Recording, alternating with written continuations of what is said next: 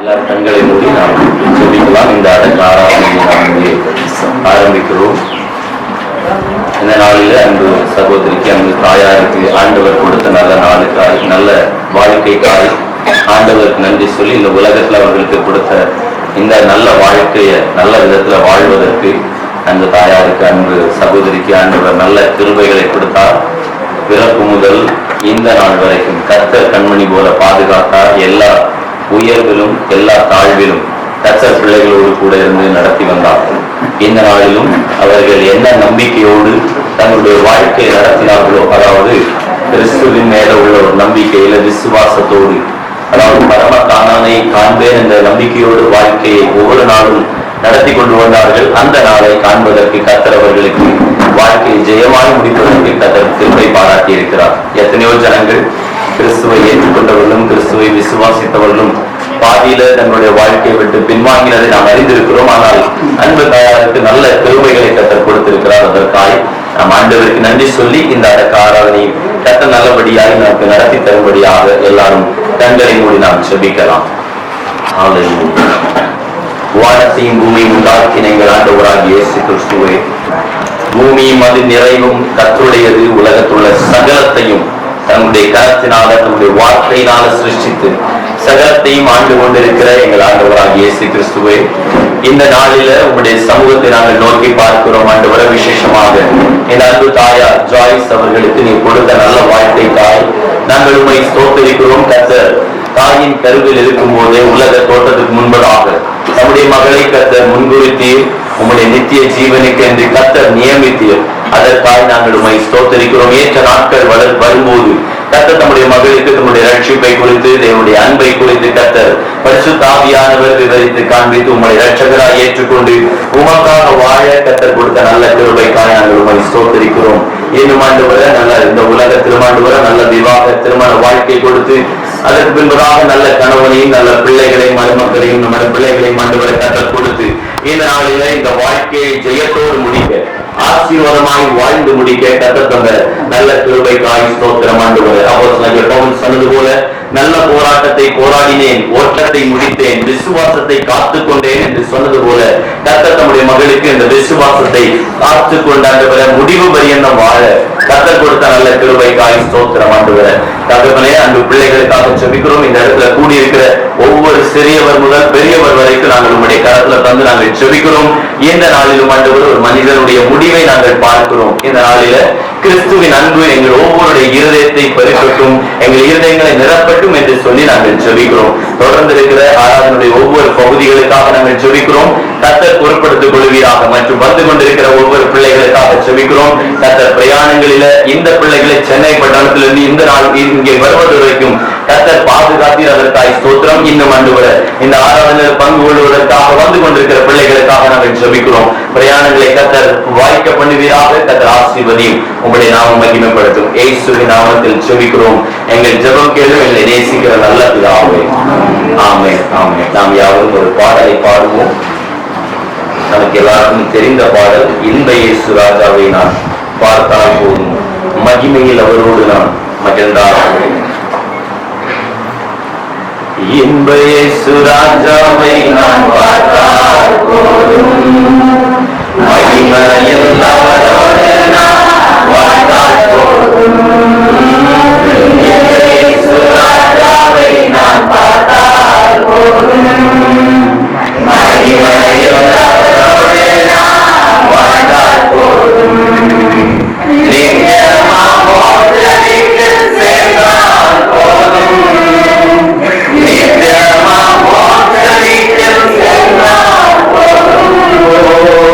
Hallelujah.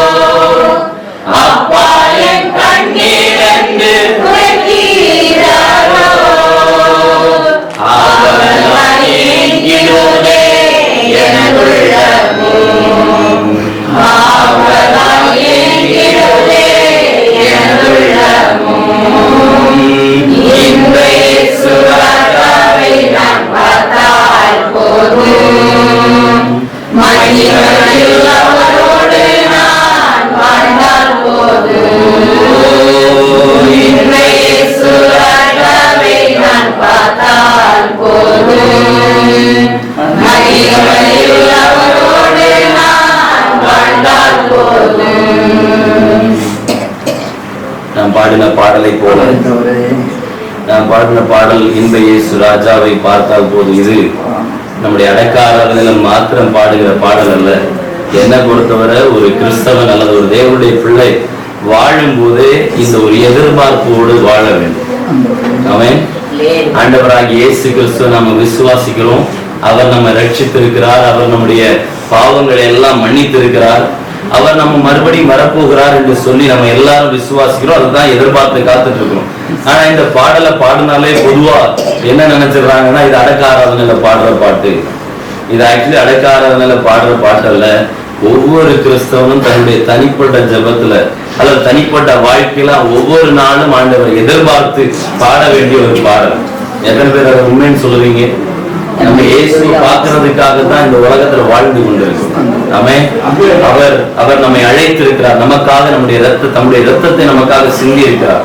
நம்ம எல்லாம் பாவத்துல மரித்து நித்திய நரகத்துல போக வேண்டிய நம்மை ஆண்டவர் தன்னுடைய ரத்தத்தை கொடுத்து நம்முடைய பாவங்களை எல்லாம் கழுவி இன்றைக்கு அவருடைய பிள்ளைகளாய் நம்மை மாற்றி இருக்கிறார். ஒவ்வொரு நாளும் அவர் நம்ம இதுவரை பார்த்ததே கிடையாது.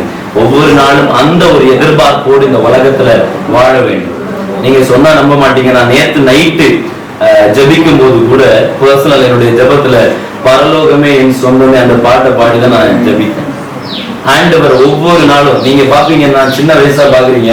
நான் இந்த சின்ன வயசுல கூட கடைசியா நான் இப்ப ஜபம் பண்றேன்னா இதுதான் என்னுடைய கடைசி ஜபம் நினைச்சுதான் நான் ஜபம் பண்ணேன். ஆண்டவரை எதிர்பார்த்து நம்ம வாழ்ந்து கொண்டிருக்கிறோம். ஹல்லேலூயா. ஆண்டவருடைய பிள்ளைகளுக்கு ஆண்டவர் ஒரு நல்ல நம்பிக்கையை கொடுத்திருக்கிறார். இந்த வாழ்வு இங்கோட முடிந்து போவதல்ல. கர்த்தர் அவரோடு கூட வாழ்கிற ஒரு வாழ்க்கையை நமக்கு வைத்திருக்கிறார். நாம் அவரோடு கூட நித்தியமாய் நாம் வாழ போகிறோம். ஹல்லேலூயா. இந்த நாளில இருக்கிற எல்லா கண்ணீர்கள், கவலைகள், உலகத்துல நம்ம பார்த்து கொண்டிருக்கிற எல்லாம் மாறி போகும். பரலோகம் தான் நம்முடைய சொந்த நாடு. அப்போஸ்தலனாகிய பவுல் எழுதும்போது எழுதுகிறார், இங்க குடியிருப்பு, நம்முடைய குடியிருப்பு இங்க இல்ல, வரப்போகிற குடியிருப்பை நாங்க எதிர்பார்த்து காத்துக் கொண்டிருக்கிறோம். ஹல்லேலூயா. ரட்சிக்கப்பட்ட ஒவ்வொரு பிள்ளைகளும் அந்த மறு நாளில் இருந்து நம்முடைய குடியிருப்பை நோக்கி பார்த்து நம்ம வாழ வேண்டும். இங்க ஆண்டவர் நமக்கு ஆசீர்வாதங்களை தருவார், பிள்ளைகளை தருவார், வீட்டை தருவார், எல்லாம் உண்மைதான், அதுல மாற்று கருத்தே இல்லை. ஆனா இது அல்ல என்னுடைய வாழ்க்கை. கிறிஸ்துவோடு வாழுகிற வாழ்க்கை தான் நம்முடைய வாழ்க்கை.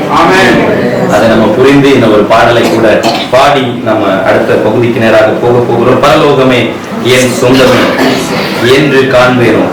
எல்லாருக்குள்ள அந்த ஒரு விசுவாசம் நமக்குள்ள ஆழமா வர வேண்டும்.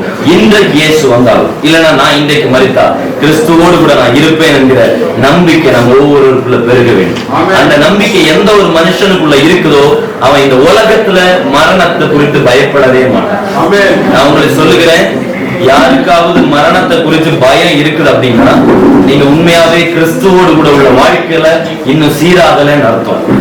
எந்த ஒரு மனுஷனுக்கு மரணத்தை பார்த்தாலே பரவாயில்லையே, நான் மரணத்தை பார்த்து சந்தோஷம் இல்லைன்னா நான் மரணத்தை எதிர்பார்த்துட்டு இருக்கிறேன்னு எந்த ஒரு மனுஷன் தயாரா இருக்கிறானோ அவன் கிறிஸ்துவோடு கூட ஒரு ஆழமான உறவுல இருக்கிறான் என்று அர்த்தம். ஹல்லேலூயா. அப்படிப்பட்ட ஒரு வாழ்க்கை நம்ம எல்லாருக்கும் நான் சேர்ந்து பாடலாமா? பரலோகமே என் சொந்தமே எங்கே காண்பேனோ, பரலோகமே என் சொந்தமே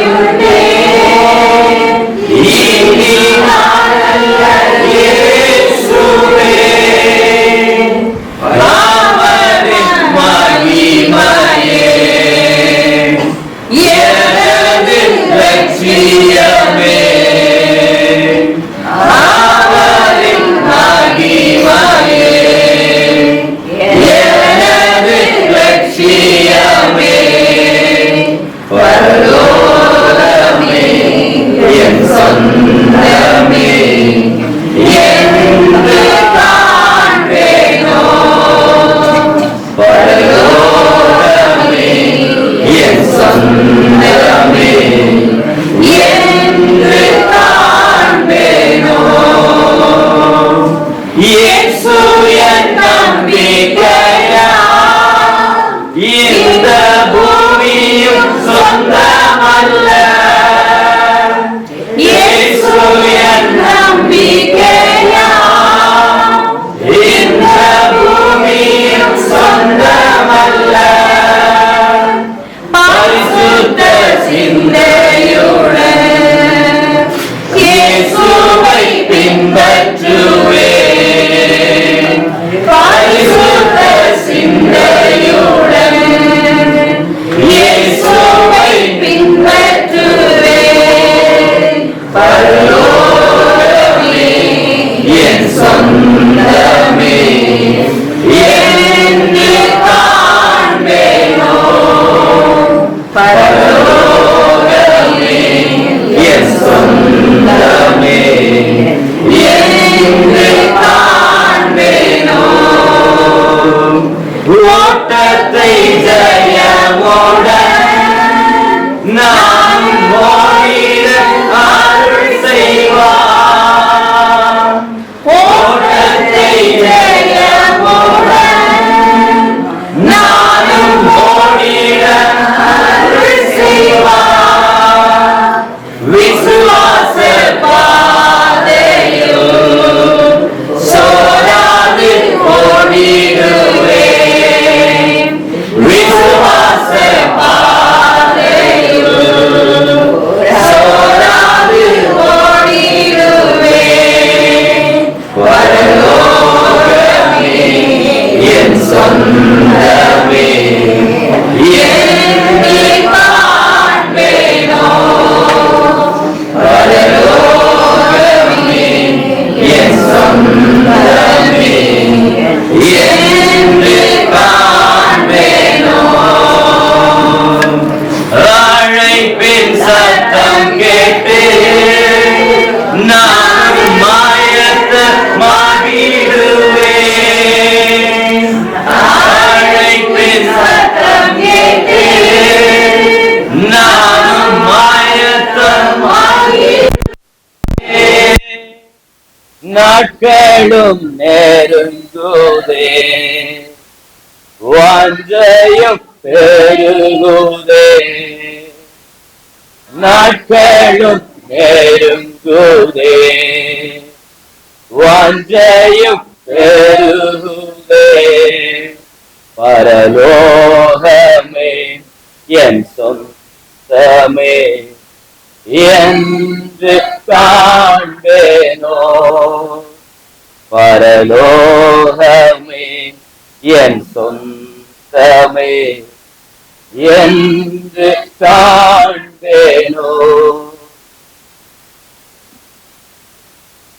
ஒரு வேத பகுதியை நாம் வாசிக்க கேட்கலாம். 2 கொரிந்தியர் அப்போஸ்தலனாகிய பவுல் கொரிந்தியருக்கு எழுதின 2ஆம் நிருபம், அதனுடைய 5ஆம் அதிகாரம் 1 முதல் 10 வரை உள்ள வசனங்கள் நான் உங்களுக்காய் வாசிக்கிறேன், கவனி. 2 கொரிந்தியர் 5ஆம் அதிகாரம் 1 முதல் 10 வரை உள்ள வசனங்கள். பூமிக்குரிய கூடாரமாகிய நம்முடைய வீடு அழிந்து போனாலும் தேவனால் கட்டப்பட்ட கைவேலை இல்லாத நித்திய வீடு பரலோகத்திலே நமக்கு உண்டென்று அறிந்திருக்கிறோம். ஏனெனில் இந்த கூடாரத்திலே நாம் தவித்து நம்முடைய பரம வாசஸ்தலத்தை தரித்துக் கொள்ள மீண்டும் வாஞ்சையுள்ளவர்களாய் இருக்கிறோம். தரித்து கொண்டவர்களானால் நிர்வாணிகளாய் காணப்பட மாட்டோம். இந்த கூடாரத்திலே நாம் பாரம் சுமந்து தவிக்கிறோம். இந்த போர்வையை களைந்து போட வேண்டும் என்று விரும்பாமல் மரணமானது ஜீவனாலே விளங்கப்படுவதற்காக போர்வை தரித்தவர்களாய் இருக்கிற வேண்டும் என்று விரும்புகிறோம். இதற்கு நம்மை ஆயத்தப்படுத்துகிறவர் தேவனே. ஆவி என்னும் அச்சாரத்தை நமக்கு தந்தவரும் அவரே. நாம் தரிசித்து நடவாமல் விசுவாசித்து நடக்கிறோம். இந்த தேகத்தில் குடியிருக்கையில் கர்த்தரிடத்தில் குடியிராதவர்களாய் இருக்கிறோம் என்று அறிந்தும் எப்பொழுதும் தைரியமாக இருக்கிறோம். நாம் தைரியமாகவே இருந்து இந்த தேகத்தை விட்டு குடிபோகவும் கர்த்தரிடத்தில் குடியிருக்கவும் அதிகமாய் விரும்புகிறோம். இது நிமித்தமே நாம் சரீரத்தில் குடியிருந்தாலும் குடியிராமற் போனாலும் அவருக்கு பிரியமானவர்களாக இருக்க நாடுகிறோம்.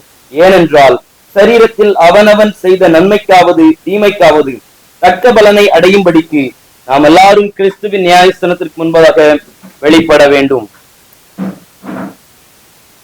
ஆண்டவரே, தேவரீர் தலைமுறை தலைமுறையாக எங்களுக்கு அடைக்கலமானவர். உமது பார்வைக்கு 1000 வருஷம் நேற்று கழிந்த நாள் போலவும் ராட்சாமம் போலவும் இருக்கிறது. அவர்களை வெள்ளம் போல் வாரிக்கொண்டு போகிறீர். நித்திரை கோத்திருக்கிறார்கள். காலையிலே முளைக்கும் புல்லுக்கு ஒப்பாயிருக்கிறார்கள். எங்கள் ஆயுசு நாட்கள் 70 வருஷம் பலத்தின் மிகுதியால் 80 வருஷமாய் இருந்தாலும் அதன் மேன்மையானது வருத்தமும் செஞ்சலமுமே. அது சீக்கிரமாய் கடந்து போகிறது, நாங்களும் பறந்து போகிறோம். இதோ ஒரு ரகசியத்தை உங்களுக்கு அறிவிக்கிறேன். நாம் எல்லாரும் நித்திரை அடைவதில்லை. ஆகிலும் கடைசி எக்காலம் தொனிக்கும் போது ஒரு நிமிஷத்திலே, ஒரு நிமை பொழுதிலே நாம் எல்லாரும் மறுரூபமாக்கப்படுவோம். எக்காலம் தொனிக்கும். அப்பொழுது மரித்தோர் அழிவில்லாதவர்களாய் எழுந்திருப்பார்கள், நாமும் மறுரூபமாக்கப்படுவோம். வேலையாலே ஆக்கப்பட்டு பாடினது போல எத்தனையோ இயேசு இல்லாத மரணங்கள் இந்த உலகத்தில் நடந்துட்டு இருக்கு. நான் மனைவி இயேசுவின் ரத்தத்தினால மீட்கப்பட்டவா, வசனமா வேலியால காக்கப்பட்டு கரைதிரை பெற்ற பரிசுத்தவான்களோடு சேருறதுக்கு ஆயத்தமாகி இன்னைக்கு இருக்கிறோம். எத்தனையோ மரணங்கள் இந்த உலகத்தில் நடக்குது. வயசானவங்க மரிச்சு போறாங்க, பெரு வயசுலேயே மரிச்சு போறவங்க உண்டு, வாலிபர்கள் மரிச்சு, எத்தனையோ மரணங்கள் இருந்தாலும் இந்த நாட்களில கிறிஸ்துவுக்குள்ள பிறந்து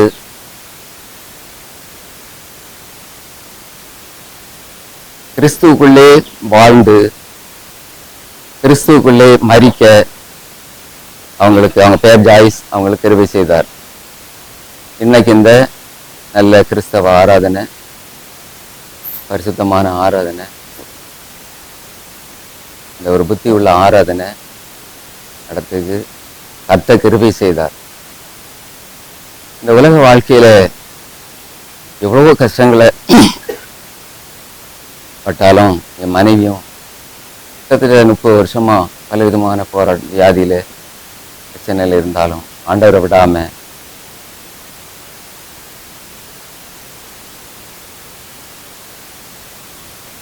ஆண்டவரையே சார்ந்து வாழறதுக்கு இந்த நேரம் வரைக்கும் உதவி செய்தார். நேற்று தான் அவங்க 12:27 மத்தியானம் அவருடைய அவங்க உயிர்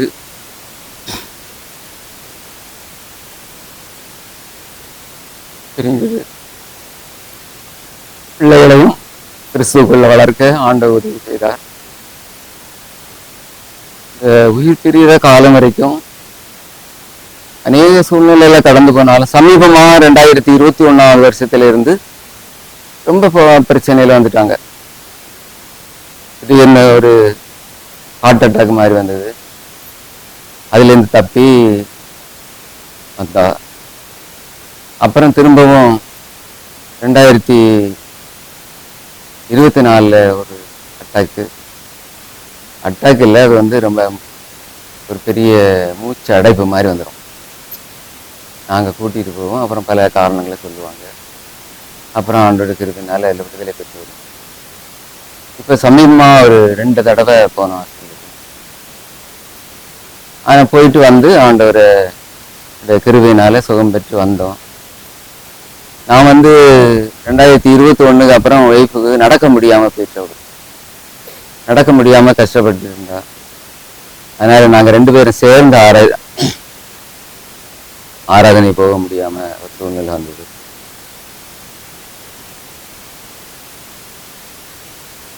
நான் மட்டும் போவேன், அவங்க வீட்டில் உட்காந்து ஆன்லைன்ல சர்வீஸ் பார்த்துட்டு இருப்பாங்க. அங்கே பிரசங்கம், அவங்கள எல்லா ஆராதனைகள் எல்லாம் கேட்டு எழுதி வச்சிருப்பாங்க. நான் வந்து அதை டிஸ்கஸ் பண்ணி வாழ்ந்துட்டு இருந்தோம். இந்த முறையும் அதே மாதிரி வந்தோடனே 10 நாளைக்கு முன்னாலே நாங்கள் ஹாஸ்பிட்டலில் அட்மிட் ஆனோம். நிறைய கஷ்டங்களை கடந்து போனாங்க. அநேக வருஷமா சுகர் இருக்கனால அது மூலமா வந்த தாக்குதல்கள்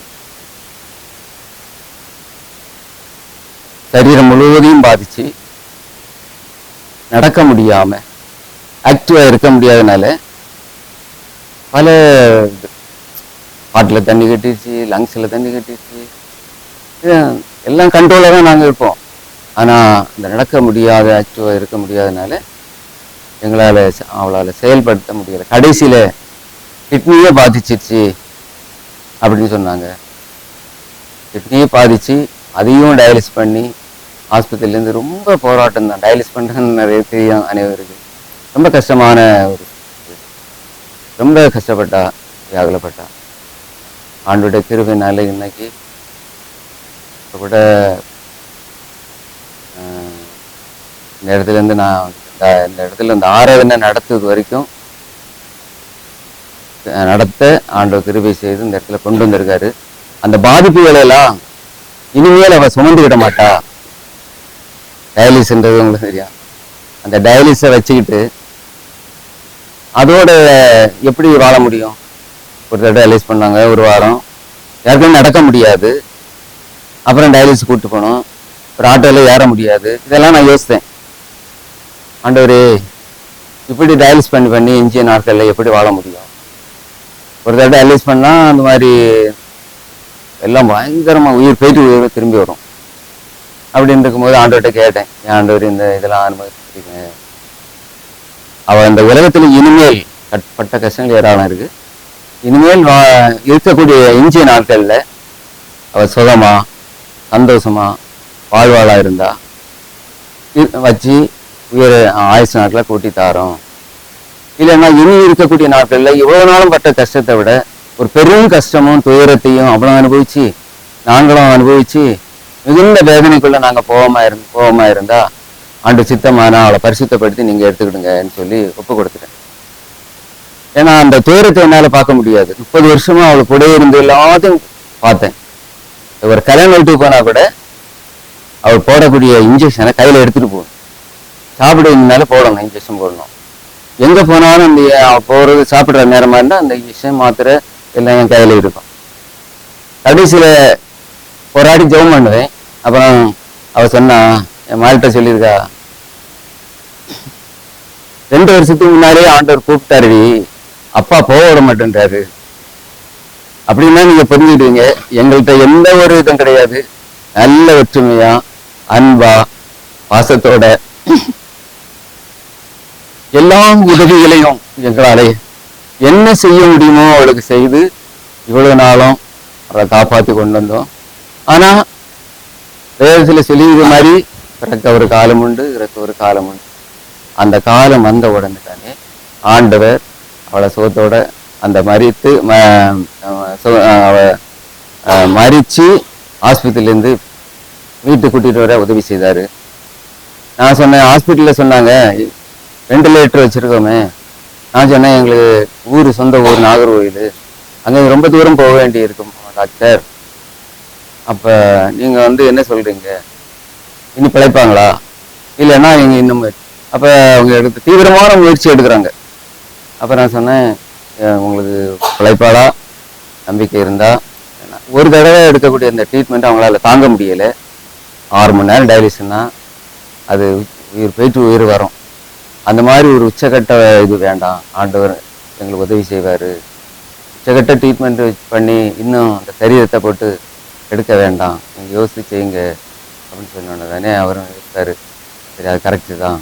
இனி ஒரு மேஜர் ட்ரீட்மெண்ட்டுக்கு போயிட்டு அவங்க உடலை போட்டு உபாதைக்குள்ள பெரிய உபாதைக்குள்ள கொண்டு வந்து அதையும் ஃபெயிலியர் ஆகி டயாலிசிஸ்னா அதுக்கப்புறம் கொஞ்சம் நாள் 2 நாள் பண்ணுவாங்க, அங்கே போன வாரத்துக்கு என்ன, அதுக்கப்புறம் ரத்தம் குறைஞ்சு போச்சு, அவங்களுக்கு உடனே பிளட் ஏற்றணும், டயாலிஸ் பண்ணக்கூடிய அளவுக்கு ஸ்ட்ரென்த் இல்லை.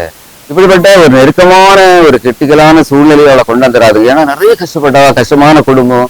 நாங்கள் ஒரு எளிமையும் சிறுமமான குடும்பம். அதில் கஷ்டப்பட்டு தான் நாங்கள் வாழ்ந்தோம், இப்பவும் வாழ்ந்துட்டு இருக்கிறோம். அப்படிப்பட்ட நேரத்தில் ஒரு மிஞ்சின ஒரு போராட்டம் இனி வந்துடக்கூடாது. இவ்வளோப்பட்ட 30 வருஷமா சுகரில் கஷ்டப்பட்டாச்சு, இனிமேல் அதை விட பெரிய பெரிய பிரச்சனைகள் வேதனைப்படக்கூடாதுன்னு தான் என்னுடைய விருப்பம். அதன்படி நான் ஜெபம் பண்ணேன். டாக்டர் அதை புரிஞ்சுக்கிட்டாரு.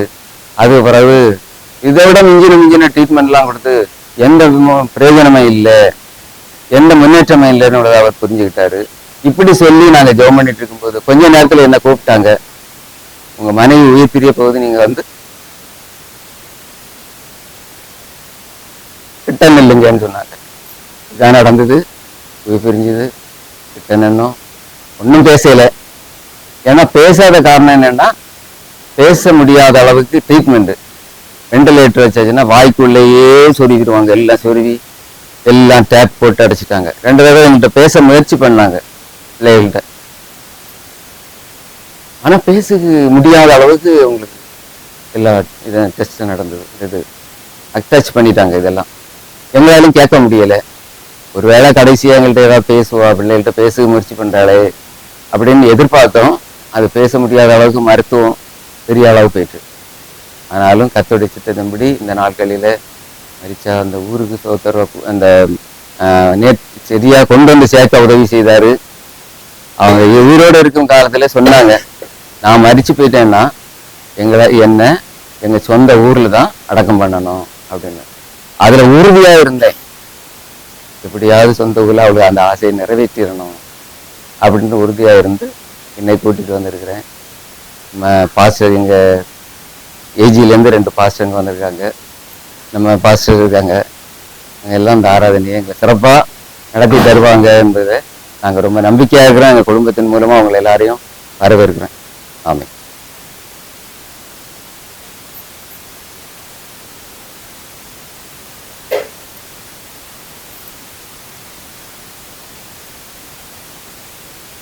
நன்றி. அம்மா அப்போ சொன்ன மாதிரி ரொம்ப வருஷமாக இந்த சுகர்னால கஷ்டப்பட்டாங்க. ஆனால் அவங்க செய்ய வேண்டிய கடமையாக தாயாக ஒரு மனைவியாக எங்கள் கண்ணு முன்னாடி எல்லாமே எங்களுக்கு சிறப்பாக செஞ்சாங்க. எங்களுக்கு எந்த குறையும் வைக்காம எங்களுக்கு நல்ல ஒரு அம்மாவாக இருந்தாங்க. நாங்கள் ஒரு நல்ல குடும்பமாக ஆவிக்குரிய குடும்பமாக இருக்க ஆண்டவர் கிருபை செஞ்சார். அநேகருக்கு பிரயோஜனமான ஒரு பாத்திரமாகவும் இருந்தாங்க. இந்த இந்த ஆப்பர்ச்சுனிட்டி யூஸ் பண்ணி ஒரு விஷயந்தான் சொல்லணும்னு நினைக்கிறேன். என்னென்னா, அவங்க ஒரு 20-25 வருஷமாக இந்த டயபெட்டிஸ்னால ரொம்ப கஷ்டப்பட்டாங்க. அநேகர் நம்ம உடம்பை சில நேரங்களில் சரியாக கவனிக்கிறது இல்லை. ஆனால் நாங்கள் 20 வருஷமாக அவங்க என்னெல்லாம் வேதனை அனுபவிச்சாங்கன்னு நாங்கள் பார்த்தனால சொல்கிறேன். எல்லாரும் அவங்க சரீரத்தை அவங்க நல்லபடியாக பார்த்துக்கணும். அது ரொம்ப முக்கியம். இப்போ கூட கடைசியாக அவங்க ஹாஸ்பிட்டலுக்கு கூப்பிட்டு ஒரு 10 நாள் நாங்கள் வச்சுருந்தோம். எங்களால் அவங்கள கவனிக்க முடியல. இந்தளவுக்கு வலியும் வேதனையும் அனுபவிச்சுட்டு இருந்தாங்க. சகிக்கவே முடியல இதெல்லாம் இருந்த சூழ்நிலை. இன்னொரு விஷயம் என்னென்னா, அப்பாவும் அம்மாவும் எங்கள் கண்ணு முன்னாடி வாழ்ந்த வாழ்க்கை இவ்வளோ கஷ்டங்கள் மத்தியிலையும் அவ்வளோ 2 பேரும் அன்பாக ஒருத்தருக்கு ஒருத்தர் உதவியாக கடைசி வரைக்கும் எல்லாத்துலேயும் ஒத்துமையாக இருந்தாங்க. அது எங்களுக்கு ஒரு சாட்சியான ஒரு கண் முன்னாடி சாட்சியாக அவங்க வாழ்ந்தாங்க. அது ஒரு ஆண்டவருக்கு நன்றி சொல்லுங்கள். இப்போவும் எனக்கு நாங்கள் ஹாஸ்பிட்டலில் 2வது தடவை சேர்க்கறதுக்கு முன்னாடி ஒரு 4 மணி நேரம் நானும் அவங்களும் கடைசி நேரத்தில் ஆண்டவர் ஆராதிச்சுட்டே இருந்தோம். அப்போ தான் ரொம்ப நேரம் ஆராதிச்சிருந்தோம். அப்போ சொன்னாங்க, மோனே அப்பா ஆண்டவர் என்னை கூப்பிட்டாரு மோனே, 2 நாள் போதுமான்னு கேட்குறாரு மோனே அப்படின்னு.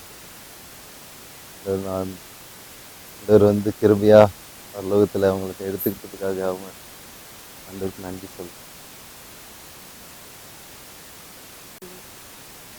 நாங்கள் இந்த ஊரில் தான் பாட்டியோட வாழ்ந்துட்டு இருந்தோம்.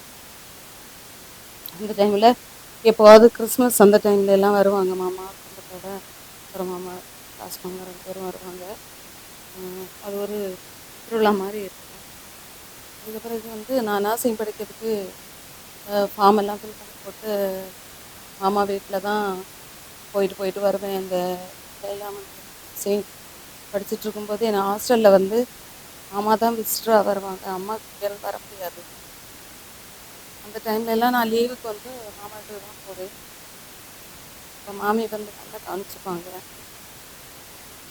அப்புறம் இது அங்கே சர்பலா மெடிக்கல் காலேஜுக்கு டியூட்டிக்கு வந்துட்டேன். அதுக்கு பிறகு எப்போ சென்னை போனாலும் எனக்கு அங்கே நிறைய சொந்தங்கள் இருக்காங்க. அக்கா, பெரியம்மா பிள்ளைகள், தம்பி எல்லாரும் இருந்தாலும் நான் மாமா வீட்டுக்கு தான் போவேன். 2 பேரும் அவங்க மன கஷ்டங்களை சொல்லுவாங்க, நிறைய வேதனைகள் இருக்குது அதெல்லாம் சொல்லுவாங்க. நல்லா என்கிட்ட ஒரு அன்பாக நடந்துப்பாங்க. நமக்கு ஒரு அடைக்கலம் மாதிரி, சென்னை போனாலே ஒரு அடைக்கலம் மாதிரி அவங்க பார்த்துப்பாங்க. மாமி வந்து நிறைய சுகர்னால நிறைய கஷ்டப்பட்டாங்க. அந்த முடியாமல் இருந்த பிறகும் அவ்வளோ கஷ்டப்பட்டு, எங்கள் அம்மா எப்படி கஷ்டப்பட்டு பிள்ளைகளை வளர்த்தாங்களோ அது மாதிரி மாமியும் அந்த ஒரு வேலை பார்த்தாங்க. அதில் ரொம்ப அந்த டிசீஸ் கண்டிஷன்லேயும் நல்லா அலைஞ்சு திரிஞ்சு பிள்ளைகளுக்கு என்ன தேவையோ அம்மாவுடைய பாற்று இருந்தாலும் மாமி அதில் ஒரு பெரிய பாற்று இருந்துச்சு. மாமியோட காரியம் சின்ன பிள்ளையிலேருந்தே, அந்த பிள்ளைகள் சின்ன பிள்ளைகளாக இருக்கும்போதே நான் அந்த வீட்டில் நின்றுருக்கேன். நல்லா பிள்ளைகளை ஆவிக்குரிய ஜீவியத்தில் வளர்த்தாங்க. இன்னைக்கு ஆண்டவர் ஆசீர்வாதமாக தான் வச்சுருக்காரு. ஆண்டவர் ஒரு திட்டம் பண்ணியிருக்காரு, இந்த நாளையில் கூட்டிகிட்டு போகணுன்னு. நான் இடையில கூட ஒரு நாள் வந்து ரொம்ப சிக்காக, இப்போ ரீசெண்டாக 1 வீக் நல்லா சிக்காக இருக்கும்போது எனக்கு திடீர்னு ராத்திரி, நான் அப்போ சென்னையில் தான் இப்போ ஒரு விஷயமா போயிருந்தேன், செக்ரட்டரியேட்டில் ஒரு விஷயமா போயிருந்தப்போ எனக்கு உடனே தோணுச்சு, இன்னைக்கு ராத்திரி நம்ம போய் பார்த்துருவோம் மாமி அப்படின்ட்டு. ராத்திரியோடு ராத்திரியாக 9 மணிக்கு ஊரில் இருக்கேன். அப்போ பார்த்தா நல்லா பேசிகிட்டு இருக்காங்க. ஆனால் பெட்டில் தான் இருக்காங்க. எழும்பிட்டாங்க, எழும்பி உட்காந்து நல்லா பேசுகிறாங்க. மாமா வந்து அந்த ரிப்போர்ட் எல்லாம் எடுத்துகிட்டு போயிட்டு டாக்டர்கிட்ட கூட்டிகிட்டு போகிறாங்க. அடுத்த நாள் நான் அன்னைக்கு ராத்திரியே பார்த்துட்டு, எனக்கு உடனே அடுத்த நாள் காலையில் எனக்கு வேறு வேலைகள் இருக்குது, சரின்னு ராத்திரியோடு ராத்திரியாக நான் மாமாட்ட சொல்லிட்டு ஒரு ஆட்டோ பிடிச்சி தம்பி வீட்டுக்கு வந்துட்டு காலையில் கேட்குறேன், ரொம்ப சிக்காயிட்டாங்க, ஹாஸ்பிட்டல் போகிறாங்க. அப்போ அவங்க என்கிட்ட மாமி சொன்ன வார்த்தை, உன்னை பார்த்துட்டேன், உங்கள்கிட்ட பேசிட்டேன், இப்போ எனக்கு ஆறுதலாக இருக்குது அப்படின்னு ஒரு வார்த்தை சொன்னாங்க. கஷ்டம்தான், நிறைய வாழ்க்கையில் ரொம்ப கஷ்டப்பட்டுருக்காங்க, டிசீஸில் ரொம்ப கஷ்டப்பட்டாங்க தான். ஆனால் ஆண்டவரோட இருந்தாங்க, ஆண்டவருக்கு சாட்சியாக வாழ்ந்தாங்க, போய் சேர்ந்துட்டாங்க. நம்மளும் அங்கே தான் போக போகிறோம். உலகத்தை பற்றி கொண்டிருக்காம ரொம்ப ஓவராக வந்து என்ன சொல்கிறது, பணம் சொத்துக்கள் காரியங்கள்னு இப்படி உலகத்தையே பிடிச்சிட்டு இருக்காம கர்த்தருக்காக ஏதாவது பண்ணணும், கர்த்தருக்காக ஓடணும், நம்ம பரிசுத்தத்தை நம்ம பாதுகாத்து கொள்ளணும். நம்மளும் ஒரு நாள் எங்கே போகிறோம்னு உள்ளதை நம்ம திட்டம் பண்ணணுங்க. உலகத்திலேயே நம்ம பரலோகத்துக்கு போகிறோமா இல்லை இந்த இதை பிடிச்சிக்கிட்டே இப்படியே நரக குளிக்கு போகிறோமான்னு உள்ளதை நம்ம திட்டம் பண்ணிக்கணும். அதுதான் இந்த சாட்சி நமக்கு சொல்லித்தரும். கர்த்தருக்கு எங்கேயாவது வெளியில போயிட்டு வந்து எங்கிட்ட சொல்லுவாங்க, இந்த மக்கள் என்ன சாப்பிட்டீங்கன்னு ஒரு நாளும் கேட்டதில்லை, நீங்க என்ன சாப்பிட்டீங்கன்னு. ஆனா முதல்ல எங்கள்கிட்ட சொல்லி தருவாரு, நீங்க வந்து இந்த மக்களை இந்த தானியல் 3 வேளையும் தூங்கணும், அதே போல நீங்களும் 3 வேளையும் தூங்கணும், நீங்க 3 வேளையும் தூங்கணும், நல்ல வாங்கி படிக்கலாம், இப்படிதான் சொன்னாரு. இப்படிதான் தருவாரு. பிறகு அங்கே குடும்பத்தோடு பண்ணிட்டு இருக்க நேரம் அவரு கையில ஒரு சின்ன கம்பு சொல்றாரு, எல்லாரும் கும்பிட்டுட்டு இருக்கணும், எல்லாரும் கும்பிட்டுக்கிட்டு இப்படி பண்ணணும். அது யாருக்கு கையில தவிர்த்துன்னா இந்த நல்ல பெரிய அடியாட்சி மாட்டார் கட்டி கொடுப்பாரு, அதெல்லாம் படிச்சு போடணும். இந்த அளவுக்கு எங்களை வளர்த்து. ஆனா எனக்கு செல்ல தம்பி மாறும் அண்ணன் அக்கா, நாங்க அத்தனை பேரும் ஒரே இறுதியும் ஒரே ஆகும் நல்ல, அதாவது அந்த பக்தியிலே நாங்களும் வந்தோம். எங்க ஆண்டவர் இந்த லெவலில் எங்களுக்கு கொண்டு செஞ்சது அந்த பல்லவு எங்க அது நீதிமானாலே நடத்தும். அவர் எப்படி வளர்த்தினாரோ அந்த பல்லவு தேவை எங்களை ஆதரிச்சார். அவர்கள் உள்ளங்கையில எங்களை வச்சிருக்காரு. எனக்கு நம்பிக்கை சாட்சியெல்லாம் நிறைய உண்டு, எல்லாருக்கும் சாட்சியம் அப்படிதான். ஆனா நிறைய பாடு கஷ்டம் எல்லாம் நாங்க அனுபவிச்சோம். ஆனா இன்னைக்கு நினைச்சேன், இந்த புள்ளியிருக்க தேவ பிள்ளைகளை நான் நினைக்கிறேன், இந்த உலகமே பாடுறேன். ஆனா இந்த எல்லாரும் நினைக்கணும், நான் என்ன பாடுபடுவேன், என் குடும்பம் என்ன பாடுபடுது, இப்படி எல்லாரும் சொல்லுவேன். ஆனா இந்த இயேசு கிறிஸ்து பட்ட பாட போல ஒருத்தர் அவர் பட்ட வேதனை யாரும் படல. இன்னைக்கு நம்ம அந்த அளவுக்கு நம்ம ஆண்டவர் நம்மை நினைப்போம். வாய்ப்புல இருக்கு அவரோடு கூட பாடல்கள் செய்தோம்னா அவரோடு கூட ஆலயம் செய்வோம். ஆனா யாருடைய உள்ளத்துல ஆண்டவரை ஏற்று ஆண்டவரோடு இருக்கிறீங்களோ அவங்க பாக்கியவர்கள், நிச்சயமாட்டே பாக்கியவர்கள். ஆனா ஆண்டவருக்கு நல்ல ஒன்று பெற்றுக்கொள்ளணும், மகிமையை பெற்றுக்கொள்ளணும். ஆண்டவரை கடைசியில் இந்த தம்பிட்ட இப்ப இடையில கொஞ்சம் ஆஸ்பத்திரியில இருந்தான். நான் பேசிட்டு போய் பிறகு வீட்டுக்கு போச்சுன்னா வீட்டுக்கு போயிட்டு அடுத்து வீட்டுக்கு போறதுக்கு முன்ன என்ன சொல்லியாத இந்த நான் என்ன நினைக்கிறேன்னா எனக்கு என்ன மைனி இருந்தேன்னா எனக்கு தம்பி பாவம் எனக்கு மைனிங்க வேலை தெரியாது வீட்டுல சமையல் நடக்குமே அப்படின்னு நான் வாசத்தோட ஜோமன நாட்களும் உண்டு. ஆனா நான் ஒரு நாள் சாயங்காலம் நான் என்ன செய்தேன்னா மத்தியானமா சாப்பிட்டதுக்கு நான் சாப்பிட முடியல. இது ஆஸ்பத்திரியோட எனக்கு கஷ்டமா இருந்து நான் என்ன செய்தேன்னா ராத்திரி என்ன பண்ணனா எனக்கு ஒன்றும் சாப்பிடாது. ஏசப்பா ஏசப்பா ஏசப்பா இந்த பிசாசு டாக்டர் இவகை பிசாசு ஜபத்தினால வாசத்தின பண்ணி வேறு ஒன்று எங்களுக்கு புறப்பட்டு போகாது. ஆண்டவரே தெரிவிச்சு நான் எனக்கு என்ன சாப்பிட உங்க பிரித்து நான் ஆண்டவரோடு அப்படி இருந்தேன். எனக்கு என்ன நல்ல பிரச்சனை இருந்தது. அப்போ நான் ஜோமணி காலையில் நினைக்கி எனக்கு தம்பிகிட்ட நல்ல செய்தி வரும் அப்படின்னு நினைச்சுட்டே இருந்தேன். அப்ப காலையில இருந்து இந்த வராந்தரி இருந்தால் போட்டு பாடு அதுல இருந்து பாட்டு பாடின ஜோமணிட்டு இருக்காதான் தம்பிகிட்ட ஒரு நாள் உண்டு. நான் என்ன தம்பி எப்படி இருக்கு கேட்டேன். எப்படி இருக்குன்னு ஒரு 2 வாரத்துலேட்டு நான் பேசுறான்னு இந்த மைனி கையில கொடுத்துருந்து அவங்க கையில வாங்கிட்டு என்ன சொல்லாவ மைனியே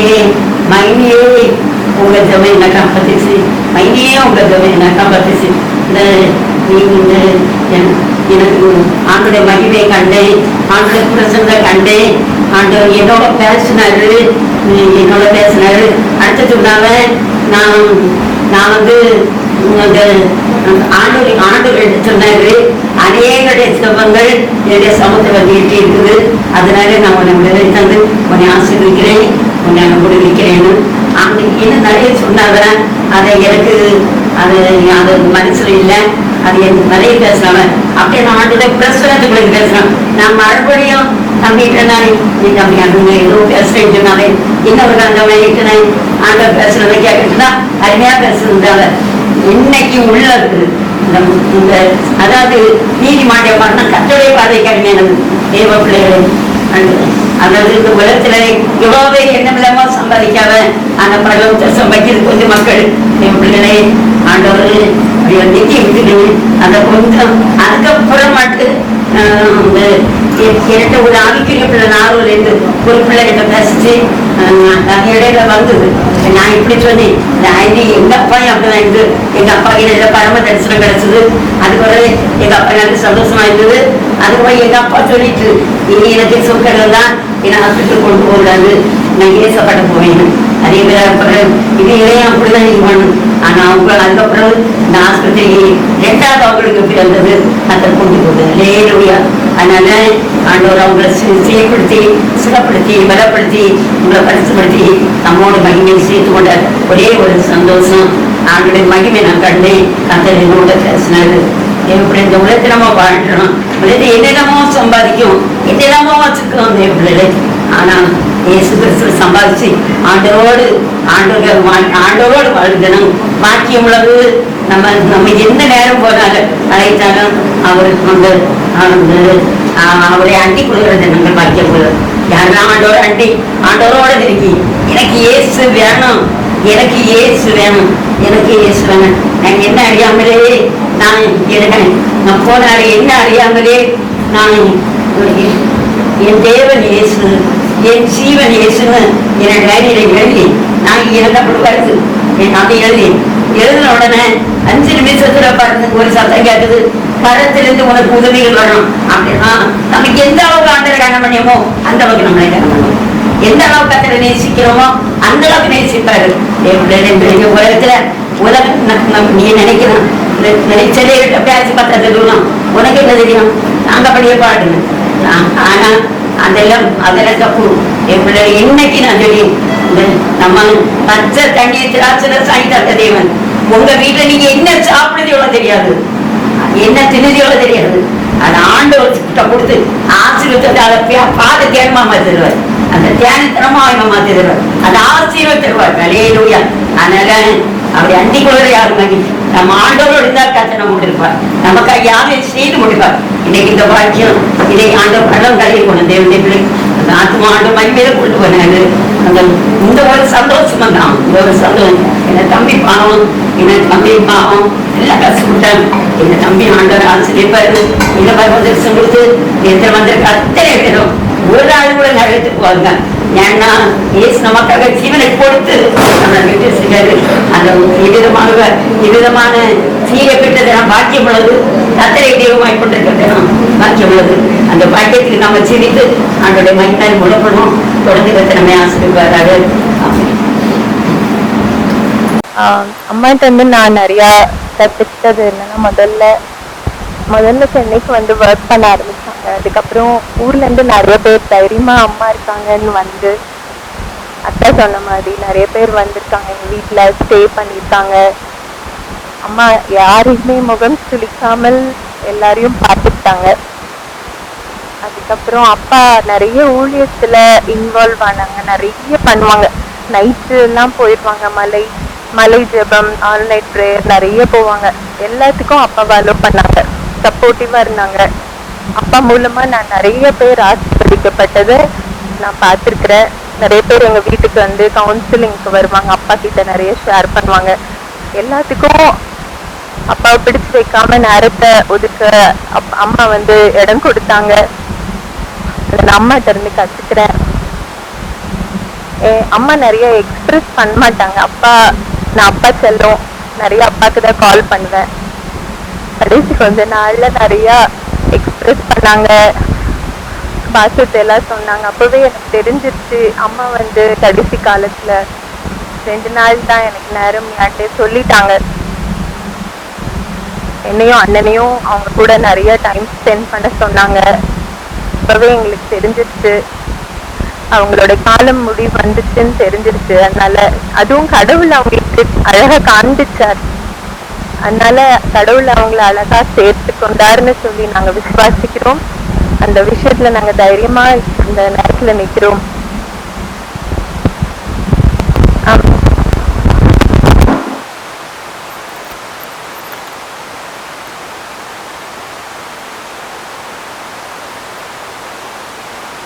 கர்த்தருடைய நாமம் கேட்கும்போது எனக்கு ஒரு நல்ல திருப்தி இருந்துச்சு.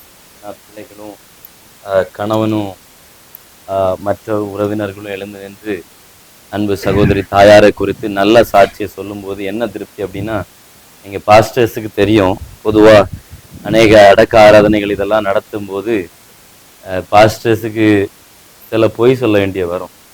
அது பாஸ்டர்ஸுக்கு தான் தெரியும். ஏன்னா இவங்க வாழ்ந்தவங்க நல்லா வாழ்ந்திருக்க மாட்டாங்க, சபையில தான் இருந்திருப்பாங்க, ரசிக்கப்பட்டிருந்திருப்பாங்க. ஆனால் அவங்கள குறித்து நிறைய கெட்ட விஷயங்களெல்லாம் இருந்திருக்கும். ஆனாலும் அடக்காரன்ல வரும்போது பாஸ்டர்ஸ் வந்து என்னதான் சொல்லி ஆகணும், அவங்க அப்படி பண்ணாங்க இப்படி பண்ணாங்க அதெல்லாம் சொல்ல முடியாது. இங்கே வந்து நல்லா வாழ்ந்தாங்க, ஜெபம் பண்ணாங்க, அப்படிதான் சொல்ல வேண்டியது வரும் அநேக இடங்களில். ஆனால் ஆண்டவருடைய பெரிய கிருபையினால அன்பு தாயாருடைய சாட்சிகளை கேட்கும்போது உண்மையாகவே மன நிறைவு, நல்ல திருப்தி இருக்கிறது. நல்லா வாழ்ந்திருக்கிறாங்க, நல்ல எடுத்துக்காட்டா வாழ்ந்திருக்கிறாங்க.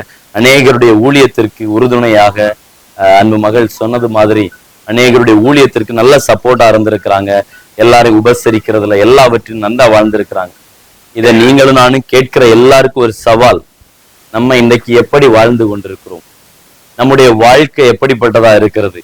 நாளைக்கு நம்முடைய வாழ்க்கை முடிஞ்சதுக்கு அப்புறம் 4 பேர் நம்மளை குறித்து என்ன சொல்லுவாங்க, வாழ்ந்தா இவனை மாதிரி வாழணும், இல்லைன்னா இவங்கள மாதிரி வாழணும் அப்படின்னு சொல்லுவாங்களா, இல்லைன்னா இவனுங்கிற மாதிரி மட்டும் என்ன செஞ்சிடக்கூடாது, வாழ்ந்துடக்கூடாது அப்படி சொல்லுவாங்களா? இது நம்ம எல்லாருக்கும் ஒரு நல்ல சவால். அதனால வாழும்போது நல்ல ஜாக்கிரதையா வாழும்படி நான் கேட்கிறேன். இப்பொழுதும் நம்ம மத்தியில் இருக்கிற இவர்கள் சார்ந்திருக்கிற சபை, சென்னை ஏஜி சபையினுடைய போதகராக இருக்கிற அன்பு பாஸ்டர் டேவிட் அவர்கள் ஒரு சில வார்த்தைகளை பேசுவார்கள்.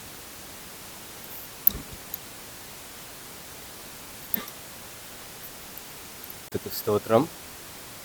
இந்த நாளிலும் இங்கு வந்து அம்மாவோட வணக்க ஆராதனைகளை கலந்து கொள்வது, சாட்சிகளை கேட்கும் பொழுது உலக பிரகாரமாய் நாம் யோசிக்கலாம், அம்மா இல்லையே, அருமை மனைவி இல்லையே என்றெல்லாம் யோசிக்கலாம்.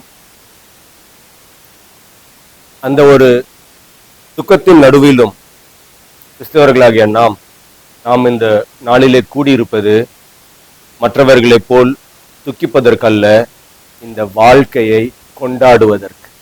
எத்தனை பேர் நம்புகிறீர்கள் அம்மா ஒரு அருமையான வாழ்க்கை வாழ்ந்தார்கள் என்று? இல்லையா? ஆகவே நாம் இந்த அம்மா வாழ்ந்த வாழ்க்கையை கொண்டாடுவதற்காக இந்த நாளிலே நாம் இங்கே வந்திருக்கிறோம். 1 தெசலோனிக்கர் 4ஆம் அதிகாரம் 13ஆம் 14ஆம் வசனம். அன்றியும் சகோதரரே, நித்திரை அடைந்தவர்களின் நிமித்தம் நீங்கள் நம்பிக்கையற்றவர்களான மற்றவர்களைப் போல துக்கித்து அறிவில்லாதிருக்க எனக்கு மனதில்லை.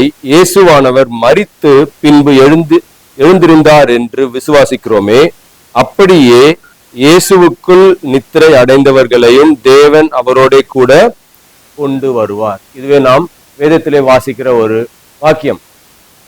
அப்போஸ்தலனாகிய பவுல் தெசலோனிக்கு சபைக்கு சொல்லுகிறார், நீங்கள் மற்றவர்களைப் போல் நம்பிக்கையற்றவர்களாய் அறிவில்லாமல் துக்கித்திருக்க வேண்டாம். இந்த நாளிலே நாம் இங்கே இருக்கும் பொழுது நமக்கு ஒரு பெரிய நம்பிக்கை இருக்கிறது. நாம் மற்றவர்களைப் போல் நம்பிக்கையற்றவர்களாய் எல்லாம் முடிந்தது என்ற ஒரு சூழ்நிலையில் நாம் இந்த நாளிலே இல்லை. அவர்களுடைய உலக வாழ்க்கை, உலகத்தின் ஓட்டம் முடிந்து விட்டது. ஆனால் நித்தியத்தின் வாழ்க்கை துவங்கி உள்ளது. எத்தனை பேர் நம்புகிறீர்கள் அதை? ஆமென். நித்தியத்தின் வாழ்க்கை நேற்று முதல் அம்மாவுக்கு துவங்கி இருக்கிறது.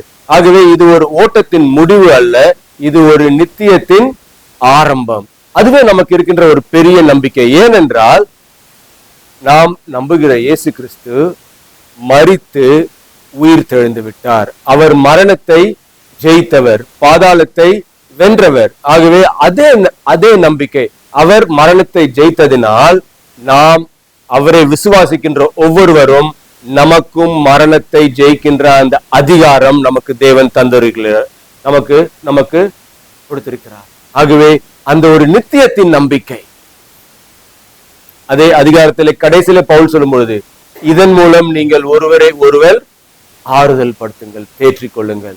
நமக்கு இருக்கின்ற பெரிய நம்பிக்கை அதுதான். அருமை ஐயா, சகோதரன் ஹெலன், குடும்பத்தார், பேரப்பேத்திகள், மருமக்கள், உற்றார் உறவினர் அனைவருக்கும் இந்த நாளிலே நமக்கு ஒரு நம்பிக்கை இருக்கிறது. இவர்களை நாம் ஒரு நாள் நித்தியத்தில் சந்திப்போம் என்ற நம்பிக்கை. ஆமென், ஆமென். இங்கே நாம் இருக்கின்ற ஒவ்வொருவரும் நித்தியமாய் நாம் இந்த பூமியிலே இருப்பது அல்ல. 2 கொரிந்தியர் ஐயா வாசிக்கும் பொழுது, இது ஒரு கூடாரம், ஒரு தற்காலிகமான கூடாரம். ஆகவே நாம் இங்கே நாம் வாழ்கின்ற நாட்கள் நமக்கு நித்தியமான நாட்கள் அல்ல. நம்மளுடைய நித்திய ஜீவன் எங்க, நித்தியமான வாழ்க்கை எங்கே? அவரோட பிரசன்னத்திலே தான். ஆகவே நாம் அதிக ஜாக்கிரதையா இருக்க வேண்டும். ஐயாவும் சொன்னது போல, சாட்சிகள் எல்லாம் கேட்டது போல, அன்பு மகளிடை கேட்டேன், அம்மா பிறந்த வருடம் 1951, மரித்த ஆண்டு 2026. நாம் எல்லாரும் ஒவ்வொரு ஆண்டுல நம்ம எல்லாம் வந்து பிறந்தோம். ஆனால் பிறக்கும் ஆண்டு நம்மளோட கையில கிடையாது. நம்ம யாராலுமே சொல்ல முடியாது, நான் இந்த ஒரு ஆண்டுல தான் பிறக்கணும், இந்த ஊர்ல பிறக்கணும், இப்படிப்பட்ட ஒரு குடும்பத்துல பிறக்கணும். அந்த ஒரு அதிகாரம் நம்ம யாருக்குமே கிடையாது. அதே போல் இந்த உலகத்தை விட்டு பிரியும் நாளும் நம்மளுடைய கையில் இல்லை, நம்மளுடைய அதிகாரத்தில் இல்லை. 1051, 2026 அம்மாவின் கையில் இல்லை. இப்ப அடுத்து நம்ம வந்து அம்மாவை மீண்டும் பூமியில விதைத்து நாளைக்கு ஒரு கல் வைக்கும் பொழுது 1951-2026 என்றுதான் போடுவோம். நாம் பிறந்த நாள் நம்மளுடைய கையில் இல்லை, இறக்கின்ற நாள் நம்மளுடைய கையில் இல்லை. ஆனால் அதற்கு இடைப்பட்ட நாள், அந்த கோடு, அந்த டேஷ் இருக்கு பாருங்க, அது இடைப்பட்ட நாள் நம் கரங்களில் இருக்கின்றது. நாம் என்ன விதமான சாய்ஸ் எடுக்கிறோம்? இப்போது நம்ம கேட்ட அனைத்து சாட்சிகளிலும் யாருமே வந்து அம்மா 2 வீடு கட்டினாங்க, 3 வீடு கட்டினாங்க, இவ்வளவு சொத்து சேர்த்து வச்சாங்க, வீட்டுல இத்தனை கார் வச்சிருந்தாங்க, இவ்வளவு சொகுசா வாழ்ந்தாங்கன்னு யாருமே பேசல. அவர்கள் பேசின சாட்சிகள் எல்லாம் என்ன? தேவனுக்கு பயந்த வாழ்க்கை, குடும்பத்தை தேவனுடைய பயத்திலே குடும்பத்தை நிலைநிறுத்தினார்கள். பிள்ளைகளை தெய்வ பயத்திலே வளர்த்தார்கள். இந்த நாளிலே நாம் நம்பிக்கையோடு இருக்க வேண்டும் என்றால் நமக்கு அதுதான் அதிக முக்கியம். நாம் எதை விட்டு செல்கிறோம்? இந்த நாளிலே பணத்தையும் வீட்டையும் நாம் விட்டு சென்றால், விட வேண்டாம்னு சொல்லல, விட்டு சென்றால் அது நாளைக்கு அடுத்த சந்ததிக்கு அது ஒரு நம்பிக்கை தராது. அவர்களுக்கு நம்பிக்கை தருவது நாம் அவர்களுக்கு என்ன சொல்லி தருகிறோம், என்னத்தை விட்டு செல்கிறோம். தேவனுடைய பயத்தையும் தேவனுடைய நம்பிக்கையும் அவருடைய வழியிலே நடக்கின்ற வழிகளை நடக்க கட்டாயத்தையும் நாம் விட்டு செல்கிறோமா? அதை நாம் அம்மாவுடைய வாழ்க்கையிலிருந்து அற்புதமாய் கற்றுக்கொள்ள முடியும். இவர்கள் எல்லாம் நாங்கள் இருக்கின்ற சபையிலே பல வருடங்களாய் அங்கத்தினராய் இருந்து, எனக்கு நேத்து தான் ஐயா தான் ஹெலனோட அப்பான்றது தெரியும். ஆனா எத்தனையோ ஆண்டுகள் அட்லீஸ்ட் ஒரு 25-30 ஆண்டுகள் ஐயாவை நான் சர்ச்சில் பார்த்திருக்கேன். காணிக்கை எடுப்பது முதற்கொண்டு ஜெயில் ஊழியம், மலை ஊழியம், எல்லா ஊழியங்களிலும் பங்கு பெற்று சாட்சிகள் சொன்னது போல அநேகருக்கு ஆலோசனைகளை கொடுத்து குடும்பமாய் தேவன் நியமித்த வழியிலே குடும்பத்தை கட்டினார்கள். அது ஒரு பெரிய நம்பிக்கை. நாம் மற்றவர்களுக்கு விட்டு செல்லக்கூடிய ஒரு பெரிய நம்பிக்கை. நம்மளுடைய சந்ததி, நம்மளுடைய தலைமுறைக்கு விட்டு செல்ல வேண்டிய பெரிய நம்பிக்கை. நீங்களும் உங்கள் குடும்பமும் தெய்வ பயத்தில் நிலைத்திருக்க வேண்டும். இறுதி வரை உறுதி. எல்லாரும் சொல்லலாமா? இறுதி வரை உறுதி.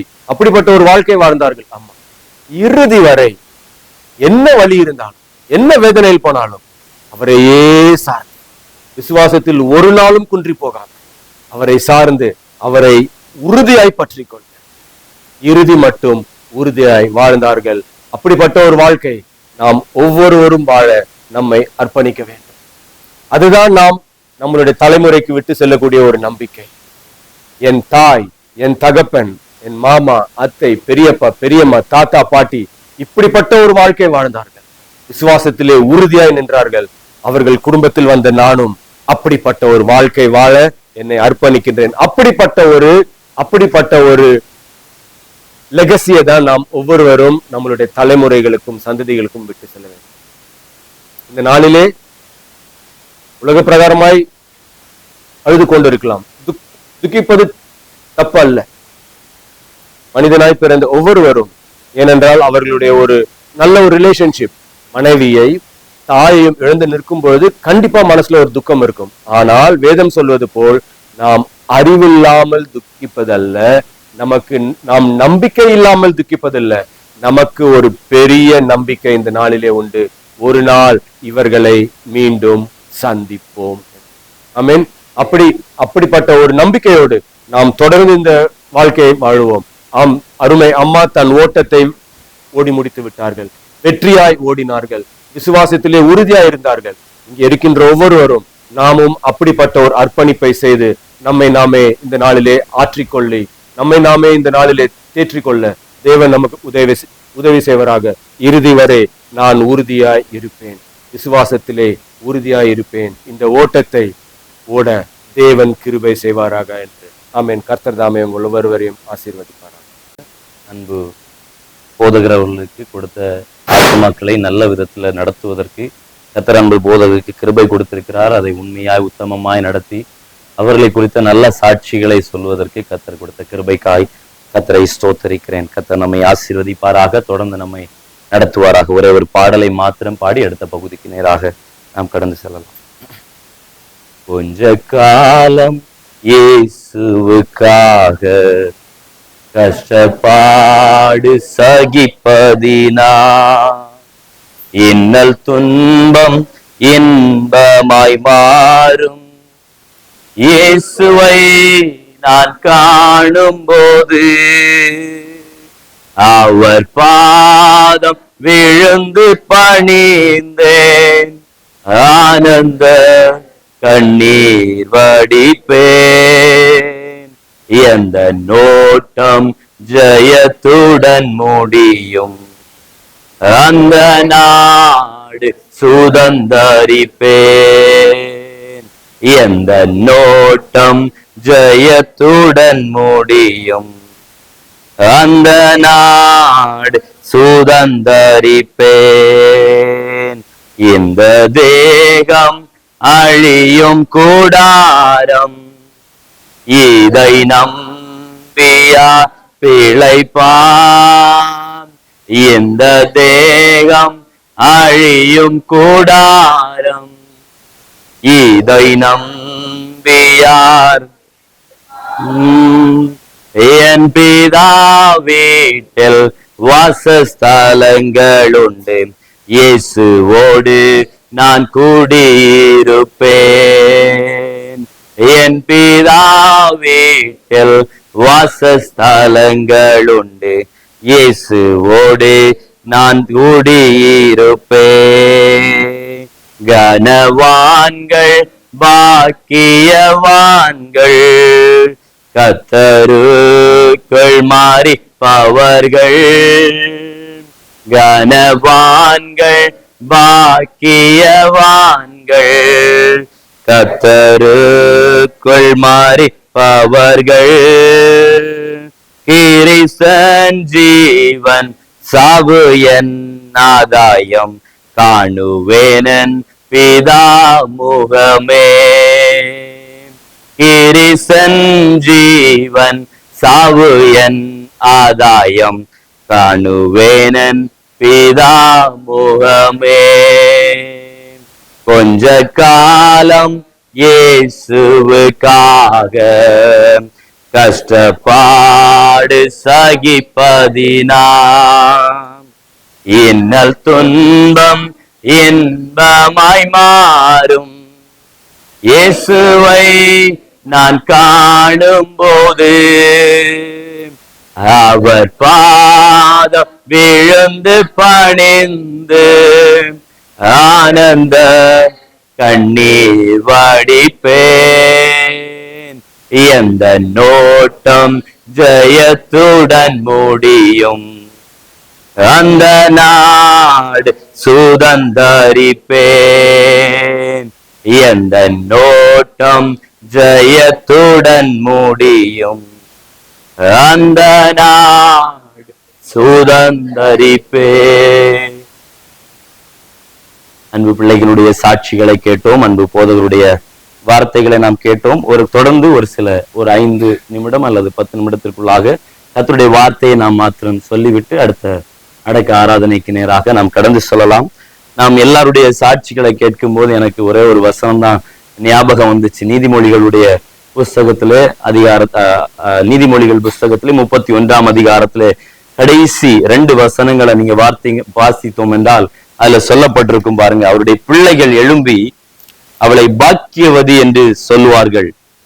அவள் புருஷனும் அவளை பார்த்து அநேகம் பெண்கள் குணசாலிகளாய் இருந்ததுண்டு, நீயோ அவர்கள் எல்லாருக்கும் மேற்பட்டவள் என்று அவளை புகழுகிறான். அதாவது பிள்ளைகள் எழும்பி, பிள்ளைகளும் கணவனும் கூட இருந்த உறவினர்களும் சொல்லுகிற சாட்சி தான் உண்மையான ஒரு சாட்சி. அப்படிப்பட்ட ஒரு நல்ல சாட்சிகளை சொல்லுவதற்கு கர்த்தர் அன்பு பிள்ளைகளுக்கும் அன்பு தாயாருக்கு நல்ல வாழ்க்கை ஆண்டவர் கொடுத்தார். இந்த நாளிலும் நாம் வேத புஸ்தகத்துல ஞானிகளுக்கு எல்லாம் ஞானியாயிருந்த சாலமோன் எழுதின பிரசங்கி புஸ்தகத்துல நம்ம பார்த்தோம் என்று சொன்னால், அங்கே சாலமோன் ஞானி இப்படியாக சொல்லுகிறார். விருந்து வீட்டுக்கு போவதை பார்க்கல, அதாவது பிரசங்கி 7 அதனுடைய 2, விருந்து வீட்டிற்கு போவதிலும் துக்க வீட்டிற்கு போவது நலம், இதிலே எல்லா மனுஷரின் முடிவும் காணப்படும், உயிரோடு இருக்கிறவன் இதை தன் மனதில் சிந்திப்பான். அதாவது நீங்க நல்ல விருந்து வீடு, நல்ல திருமண வீட்டுல, கல்யாண வீட்டுல சந்தோஷமா இருக்கிற நல்ல சாப்பாடு போடுகிற அந்த விருந்து வீட்டிற்கு போவதை பார்க்கிலும் துக்க வீட்டிற்கு, அதாவது இந்த மரண வீட்டிற்கு வருவது நல்லது அப்படின்னு சொல்றார். ஏனென்று சொன்னால் இங்கதான் ஒரு மனுஷனுடைய முடிவு காணப்படுகிறது. நீங்க மற்ற எந்த வீடுகள்ல போனாலும் உச்சகட்ட சந்தோஷத்தை பார்க்க முடியும், எல்லா நன்மைகளை பார்க்க. ஒரு வீடு பிரவேசனைக்கு, அதாவது பாலுகாய்ப்பு வீட்டுக்கு போனீங்கன்னா அந்த வீட்டிற்கு ஆண்டவர் கொடுத்த ஆசீர்வாதத்தை பார்க்க முடியும். திருமண வீட்டிற்கு போனீங்கன்னா அங்க ஆண்டவர் செய்த நன்மைகளை பார்க்க முடியும். இப்படி ஒவ்வொரு ஃபங்க்ஷன் வீட்டுல போனீங்கன்னா சந்தோஷத்தை பார்க்க முடியும். ஆனால் மரண வீட்டுல மட்டும்தான், அல்லது இறந்த வீட்டுல மட்டும்தான் இந்த மனிதனுடைய முடிவுகள் தெரியும். வேதவசனம் சொல்லுது, உயிரோடு இருக்கிறவன் இதை சிந்திக்க கடவன். அதாவது நீங்களும் நான் இன்றைக்கு உயிரோடு இருக்கிறோம். ஒரு காரியத்தை நன்றா புரிஞ்சுக்கணும். பண்பு பாஸ்டர் சொன்னது மாதிரி, பிறப்பு நமக்கு தெரியாது, இறப்பு நம்முடைய கையில இல்ல, இந்த வாழ்க்கை மட்டும்தான் நம்முடைய கையில இருக்கிறது. ஒன்றை நன்றாக புரிந்து கொள்ள வேண்டும். நீங்கள் எவ்வளவு பெரிய பணக்காரலா இருந்தாலும் சரி, ஏழையா இருந்தாலும் சரி, எவ்வளவு படித்தவர்களா இருந்தாலும் சரி, நல்ல வருமானத்துல வேலை பார்க்கிறவர்களா இருந்தாலும் சரி, ஒருவேளை ஆஸ்தி அந்தஸ்து அதிகம் உடையவர்களா இருந்தாலும் சரி, இல்லை என்றாலும் சரி, இதுதான் ஒரு மனிதனுடைய முடிவு. போகும்போது எதையும் கொண்டு போக முடியாது. எல்லா அழகு, பணம், அந்தஸ்து எல்லாம் இங்கோடு என்ன செஞ்சிரும்? முடிஞ்சிரும். நமக்கு இருக்கிற எல்லா பெருமைகள், பெயர்கள் எல்லாம் இங்கோடு முடிந்து விடும். அதனால நன்றாக புரிந்து கொள்ள வேண்டும், மனிதனுடைய முடிவு இதுதான். மாவேந்தன் அலெக்சாண்டர் உலகம் முழுவதும், நாடுகள் முழுவதும் கைப்பற்றின மனுஷன் ஒரு முறை இப்படி சொன்னா பாருங்க, கடலை பார்த்து, நீயும் நிலமா இருந்தேன்னா உன்னையும் நான் கைப்பற்றி இருப்பேன் அப்படின்னு அந்த மாவேந்தர் அலெக்சாண்டர் கடலை பார்த்து சொல்லுகிறார். நீ ஒரு நிலமா இருந்த, நீ ஒரு நாடா இருந்தேன்னா உன்னை நான் கைப்பற்றி இருப்பேன் அப்படின்னு சொல்றாரு. சோ அப்படிப்பட்ட ஒரு வல்லமையான, அது ஒரு சக்தி வாய்ந்த, இல்லைன்னு பவர் வாய்ந்த, அதிகாரம் மிக்க அந்த ஒரு மனுஷன் மரிக்கும் போது சொல்றான், என் கைய பெட்டிக்குள்ள வைக்கும்போது 2 கையையும் வெளியே வச்சு என்ன அடக்கம் பண்ணுங்க அப்படின்னு சொல்றாரு. ஏன்னு கேட்டதுக்கு, நான் எவ்வளவுதான் இந்த உலகத்துல கைப்பற்றி வச்சிருந்தாலும், சம்பாதிச்சு வச்சிருந்தாலும், எவ்வளவு ஒரு அதிகாரமிக்க மனுஷனா இருந்தாலும், என்னுடைய இறப்புல என்னுடைய கைய பாருங்க, ஒண்ணுமே என் கையில இல்ல அப்படின்னு சொல்ற. அதனால ஒரே ஒன்றை தான் நீங்க உலகத்துல இருக்கும்போது சிந்திக்க முடியும். ஒன்றை நீங்கள் நன்றாக புரிஞ்சு கொள்ளணும். ஆண்டவராகிய இயேசு கிறிஸ்து இந்த உலகத்துல வந்து எல்லா மனிதனுக்காக மரித்து தன்னுடைய ஜீவனை கொடுத்து எல்லாருடைய பாவங்களை கழுவினார். ஒரே ஒரு காரணத்திற்காகத்தான், இந்த உலகத்திற்கு பின்பதாக இருக்கிற வாழ்க்கையை நீங்களும் நானும் தெரிந்து கொள்ள வேண்டும் என்பதற்காகத்தான். எல்லா உலக மனுஷர் சொல்லுவாங்க, ஒரே வாழ்க்கை வாழ்ந்து சந்தோஷமா வாழ்ந்துட்டு போயிடணும் அப்படின்னு உலகத்துல சொல்லுவாங்க. ஆனால் சந்தோஷமா போகிறதல்ல, மரித்த பின்பதாகத்தான் தெரியும் அது சந்தோஷமா அல்லது ஒரு நித்திய அழுகையா, கவலையா, கண்ணீரா என்று சொல்லி. இங்க அந்த தாயாரை குறித்து சாட்சி சொல்லும் போது சொன்னார்கள், அநேக பாடுகளை பட்டாங்க, கஷ்டத்தை அனுபவிச்சாங்க, வியாதிகளை பட்டாங்க அப்படின்னு சொல்லி. ஆனால் நீங்க எப்படி மரிக்கிறீர்கள் என்பது அல்ல இங்க மேட்டர், யாருக்குள் மரிக்கிறீர்கள் என்பதுதான் முக்கியம். நீங்கள் கிறிஸ்துவுக்குள் மரிப்பீர்கள் என்றால் அதுதான் உங்க வாழ்க்கையினுடைய ஜெயம். கிறிஸ்து இல்லாமல் மரிப்பீர்கள் என்று சொன்னால், உலகத்துல நீங்க பிள்ளைகளுக்காக எவ்வளவு ஆசி சேர்த்து வச்சிருந்தாலும் சரி, பிள்ளைகளை திருமணம் பண்ணி கொடுத்து நல்லா செட்டில் பண்ணாலும் சரி, அது ஒரு நல்ல மரணம் அல்ல. கிறிஸ்துவுக்குள் மரிப்பதுதான் ஒரு ஜெயமான வாழ்க்கை. அதைதான் அப்போஸ்தலனாகிய பவுல் ரோமருக்கு எழுதின நிருபம் 9ஆம் அதிகாரம் அதனுடைய கடைசி 2-3 வசனங்களில சொல்லும் போது இப்படி சொல்லுகிறார். 8ஆம் அதிகாரம், ரோமர் 8ஆம் அதிகாரம் 36-37 வசனங்களில சொல்லுகிறார், கிறிஸ்துவின் அன்பை விட்டு என்னை பிரிப்பவன் யார்? நம்மை பிரிப்பவன் யார்? உபத்திரவமோ, வியாகுலமோ, துன்பமோ, பசியோ, நிர்வாணமோ, நாசமோசமோ. நம்முடைய புரிந்து கொள்ளுகள் இப்படி சொல்லலாம், எந்த வியாதியா இருந்தாலும் சரி, எப்படிப்பட்ட மரணம், நீங்க விபத்துல மரித்தாலும் சரி, நோய்வாய்ப்பட்டு மரித்தாலும் சரி, இல்ல வீட்டுல சும்மா இருக்கும்போது ஹார்ட் அட்டாக் வந்து டைரக்டா யாருக்கு கஷ்டம் கொடுக்காம எப்படி மரித்தாலும் சரி, அப்போஸ்தலனாகிய பவுல் இப்படி சொல்லுகிறார், கிறிஸ்துவின் அன்பை விட்டு நம்மை பிரிப்பவன் யார்? ஒரு கிறிஸ்தவனுடைய, ஒரு மனிதனுடைய ஜெயமான வாழ்க்கை என்ன தெரியுமா? இந்த உலகத்துல எல்லாம் செஞ்சுட்டு செட்டில் பண்ணிட்டு மரித்து போகிறது அல்ல ஜெயமான வாழ்க்கை. மாறாக எல்லா உபத்திரவங்கள், பாடுகள், வியாதிகள் மத்தியிலும் கிறிஸ்துவை விட்டு பிரியாமல் இருப்பதுதான் ஜெயமுள்ள வாழ்க்கை. அதை அப்போஸ்தலனாகிய பவுல் இப்படி சொல்லுகிறார், இவை எல்லாவற்றிலேயும் நாம் நம்மில் அன்பு கூறுகிறவராலே முற்றிலும் ஜெயம் கொள்ளுகிறவர்களாய் இருக்கிறோம் என்று ஒரு விக்டோரியஸ் லைஃப் அங்க சொல்லுகிறார். ஒரு ஜெயமுள்ள வாழ்க்கை, ஒரு தேவனுடைய அல்லது மனுஷனுக்கு அல்லது தேவனுடைய பிள்ளைக்கு ஜெயமுள்ள வாழ்க்கை என்னது? இந்த உலகத்துல கஷ்டமே இல்லாமல் வாழ்வது அல்ல, நல்ல வீடு, ஆஸ்தி, அந்தஸ்தோடு வாழ்வது மாத்திரம் அல்ல. ஜெயமுள்ள வாழ்க்கை என்னன்னு சொன்னால், எல்லா உயர்விலும் தாழ்விலும் கிறிஸ்துவை விட்டு பிரியாமல் இருப்பதுதான் ஜெயமுள்ள வாழ்க்கை. அதுதான் சொல்லுகிறார் பாருங்க, உயர்வானாலும் தாழ்வானாலும் வேறு எந்த சிருஷ்டியானாலும் நம்முடைய கர்த்தராகிய இயேசு கிறிஸ்துவில் உள்ள தேவனுடைய அன்பை விட்டு நம்மை பிரிக்க மாட்டாதென்று நிச்சயித்திருக்கிறேன். அப்போஸ்தலனாகிய பவுலுக்கு ஒவ்வொரு வியாதி, பலவீனங்கள் வரும்போது ஒன்றை மாத்திரம் நிச்சயித்திருந்தார், என்னுடைய வாழ்க்கையில் இந்த உலகத்துல என்ன வந்தாலும் நான் கிறிஸ்துவை விட்டு மாத்திரம் பிரிய மாட்டேன். இவர்களுக்கு எவ்வளவோ கவலைகள், பாடுகள், கஷ்டங்கள், பணச்செலவுகள், ஆஸ்பத்திரியில எவ்வளவோ காரியங்கள் வந்தது. ஆனாலும் எல்லாவற்றிலும் இந்த விசுவாசத்துல உறுதியாயிருந்தார்கள். தேவனுடைய பக்தனா இருக்கிற யோபுனுடைய வாழ்க்கையில பாத்தீங்கன்னா பல விதமான வியாதிகள், இழப்புகள் எல்லாம். இதெல்லாம் எதற்காக பிசாசானன் கொண்டு போட்டான்? யோபுனுடைய ஆஸ்தி வேண்டுமென்றோ, பணம் வேண்டுமென்றோ, செல்வம் வேண்டுமென்றோ அல்ல. இந்த செல்வங்களை, ஆஸ்திகளை எடுத்தாலாவது இவன் தேவன் மேல வைச்சிருக்கிற நம்பிக்கையை விட்டு விடுவானா என்பதை பார்ப்பதற்காகத்தான் பிசாசானன் இவ்வளவு வேதனைகளை யோபுனுடைய வாழ்க்கையில கொண்டு வந்தான். அப்படி இருக்கும்போது யோபு அதை புரிந்து கொள்ளவனாய் சொல்லுகிறார், இவைகள் எல்லாவற்றிலும் கர்த்தரை மாத்திரம் நான் என்ன செஞ்சிட மாட்டேன், விட்டு விலக மாட்டேன், அவரை தூஷிக்க மாட்டேன், அவரை நான் விட்டு விலகவே மாட்டேன். என் மீட்பர் உயிரோடு இருக்கிறார். இன்னும் ஒருபடி மேல போய் சொல்லுகிறார், அவர் என்னை கொன்று போட்டாலும் அவர் மேல நம்பிக்கையாயிருப்பேன். அதனால தேவனுடைய பிள்ளைகளே, உங்களுடைய வாழ்க்கையில நீங்கள் எப்படி மரிக்கிறீர்கள் என்பது அல்ல, யாருக்குள் மரிக்கிறீர்கள் என்பதுதான். நீங்க எப்படி மரித்தாலும் கிறிஸ்துவை விட்டு விலகி விட்டீர்களா அல்லது கிறிஸ்துவோடு இன்னும் சேர்ந்திருக்கிறீர்களா, அதுதான் உங்களுக்கு ஜெயமான வாழ்க்கை. இந்த உலகத்துல பிசாசன் நமக்கு கொண்டு வருகிற எல்லா பாடுகள் எல்லாம், இதெல்லாம் கொண்டு போட்டா இவன் கிறிஸ்துவை விட்டு பின்வாங்கி விடுவானா, கிறிஸ்துவை விட்டு பின்வாங்கி இன்னும் வெளியே வந்துருவானா, ஊழியத்தை விட்டு பின்வாங்கிடுவானா, ஜபத்தை விட்டு பின்வாங்கி விடுவானா, தேவனோடு அமர்ந்திருக்கிற காரியத்திலிருந்து பின்வாங்கி விடு, இதுதான் பிசாசனுடைய நோக்கம். ஆனா இயேசுனுடைய நோக்கம் என்ன தெரியுமா? இந்த பாடுகள் மத்தியில என்ன மட்டும் நீ விட்டுறாத, கொஞ்ச காலம் தான் நான் உனக்கு பலன் தருகிறேன், கொஞ்ச காலம் தான் நீ உன்னுடைய விசுவாசத்துல உறுதியாரு, கொஞ்ச காலம் தான் நீ உன்னுடைய நம்பிக்கையில உறுதியாரு, சீக்கிரம் நான் உன்னை கரம் பிடித்து விடுவேன். அல்லேலூயா. அதனால பாடுகள் இருக்குமானால் நீங்களும் நானும் ஜெயமுள்ள வாழ்க்கை வாழ போகிறோம். ஜெயமுள்ள வாழ்க்கை கிறிஸ்துவின் அன்பை விட்டு நம்ம எதுவும் என்ன செய்யாது, பிரிக்க முடியாது. ஒருவேளை ஏதோ ஒரு இழப்புனால உங்க வாழ்க்கையில ஏதாவது சிந்தித்துக் கொண்டிருப்பீர்களா, இனி எங்க வாழ்க்கை எப்படி, இனி யார் எங்களை நடத்துவார், இனி யார் எங்களை கவனிப்பா அப்படி இருப்பீர்கள் என்று சொன்னால் நான் உங்களுக்கு சொல்லுகிறேன், ஆண்டவராகிய இயேசு கிறிஸ்து அவர் உண்மை உள்ளவர். எல்லாரையும் முடிவு பரியந்த நடத்த அவர் வல்லமை உள்ளவர். அவர் உங்களை நடத்துவார், நம்மை நடத்துவார், பிள்ளைகளை நடத்துவார், எல்லாரையும் அவர் நடத்துவார். மோசே வந்து ஒரு முறை ஆண்டவர் மோசேட்ட சொல்லுகிறார், நீ இஸ்ரவேல் ஜனங்களை போய் விடுவிக்க போ அப்படின்னு சொல்றாரு. அப்ப மோசே கேட்கிற, ஆண்டவரே நான் போய் சொல்லும் போது இவங்க எல்லாம் அந்த தேவனுடைய நாமம் என்னன்னு கேட்பாங்களே, நான் என்ன சொல்லட்டும் அப்படின்னு. உடனே ஆண்டவர் மோசையை பார்த்து சொல்லுவார், ஐ ஆம் தட் ஐ ஆம், அதாவது நான் இருக்கிறவராகவே இருக்கிறேன் என்று சொல்லு அப்படின்னு. அதனுடைய அர்த்தம் என்ன என்று சொன்னால், உங்களுடைய தேவை எதுவாகவோ அதுவாகவே என் ஆண்டவர் இருக்கிறார். உங்கள் வியாதியின் மத்தியில் அவரே மருத்துவராக இருக்கிறார். உங்க கஷ்டத்தின் மத்தியில் அவரே உங்களுக்கு பலம் தருகிறவராக இருக்கிறார். உங்கள் வாழ்க்கையில இஸ்ரவேல் ஜனங்களுக்கு பார்த்தீங்கன்னா வனாந்தரத்துல தண்ணி தேவைப்பட்டுச்சு, அவரே தண்ணீராக இருந்தார்.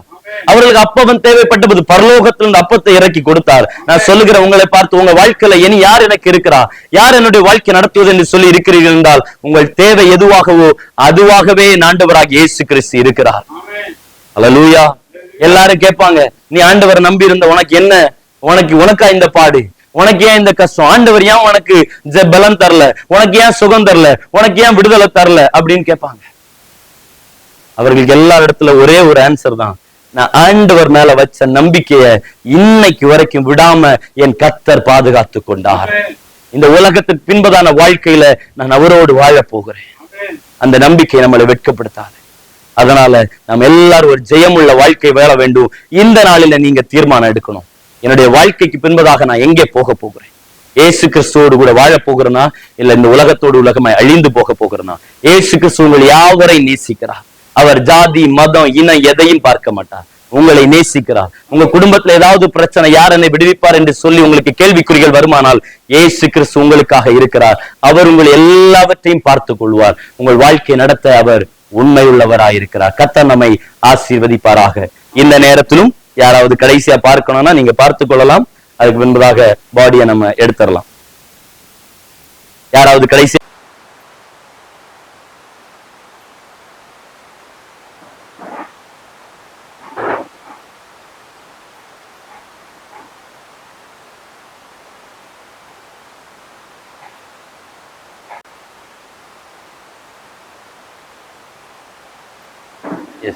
ஒரு நிமிஷம், நீங்க இப்படியே வந்து இப்படியே வரிசையா பார்த்துட்டு இந்த வழியா வெளியே போயிட்டீங்கன்னா எல்லாருக்கும் பாக்குறதுக்கு கொஞ்சம் வசதியா இருக்கும். லைனா இப்படியே வந்து இந்த வழியா பார்த்து இந்த வாசல் வழியா வெளியே போயிருங்க.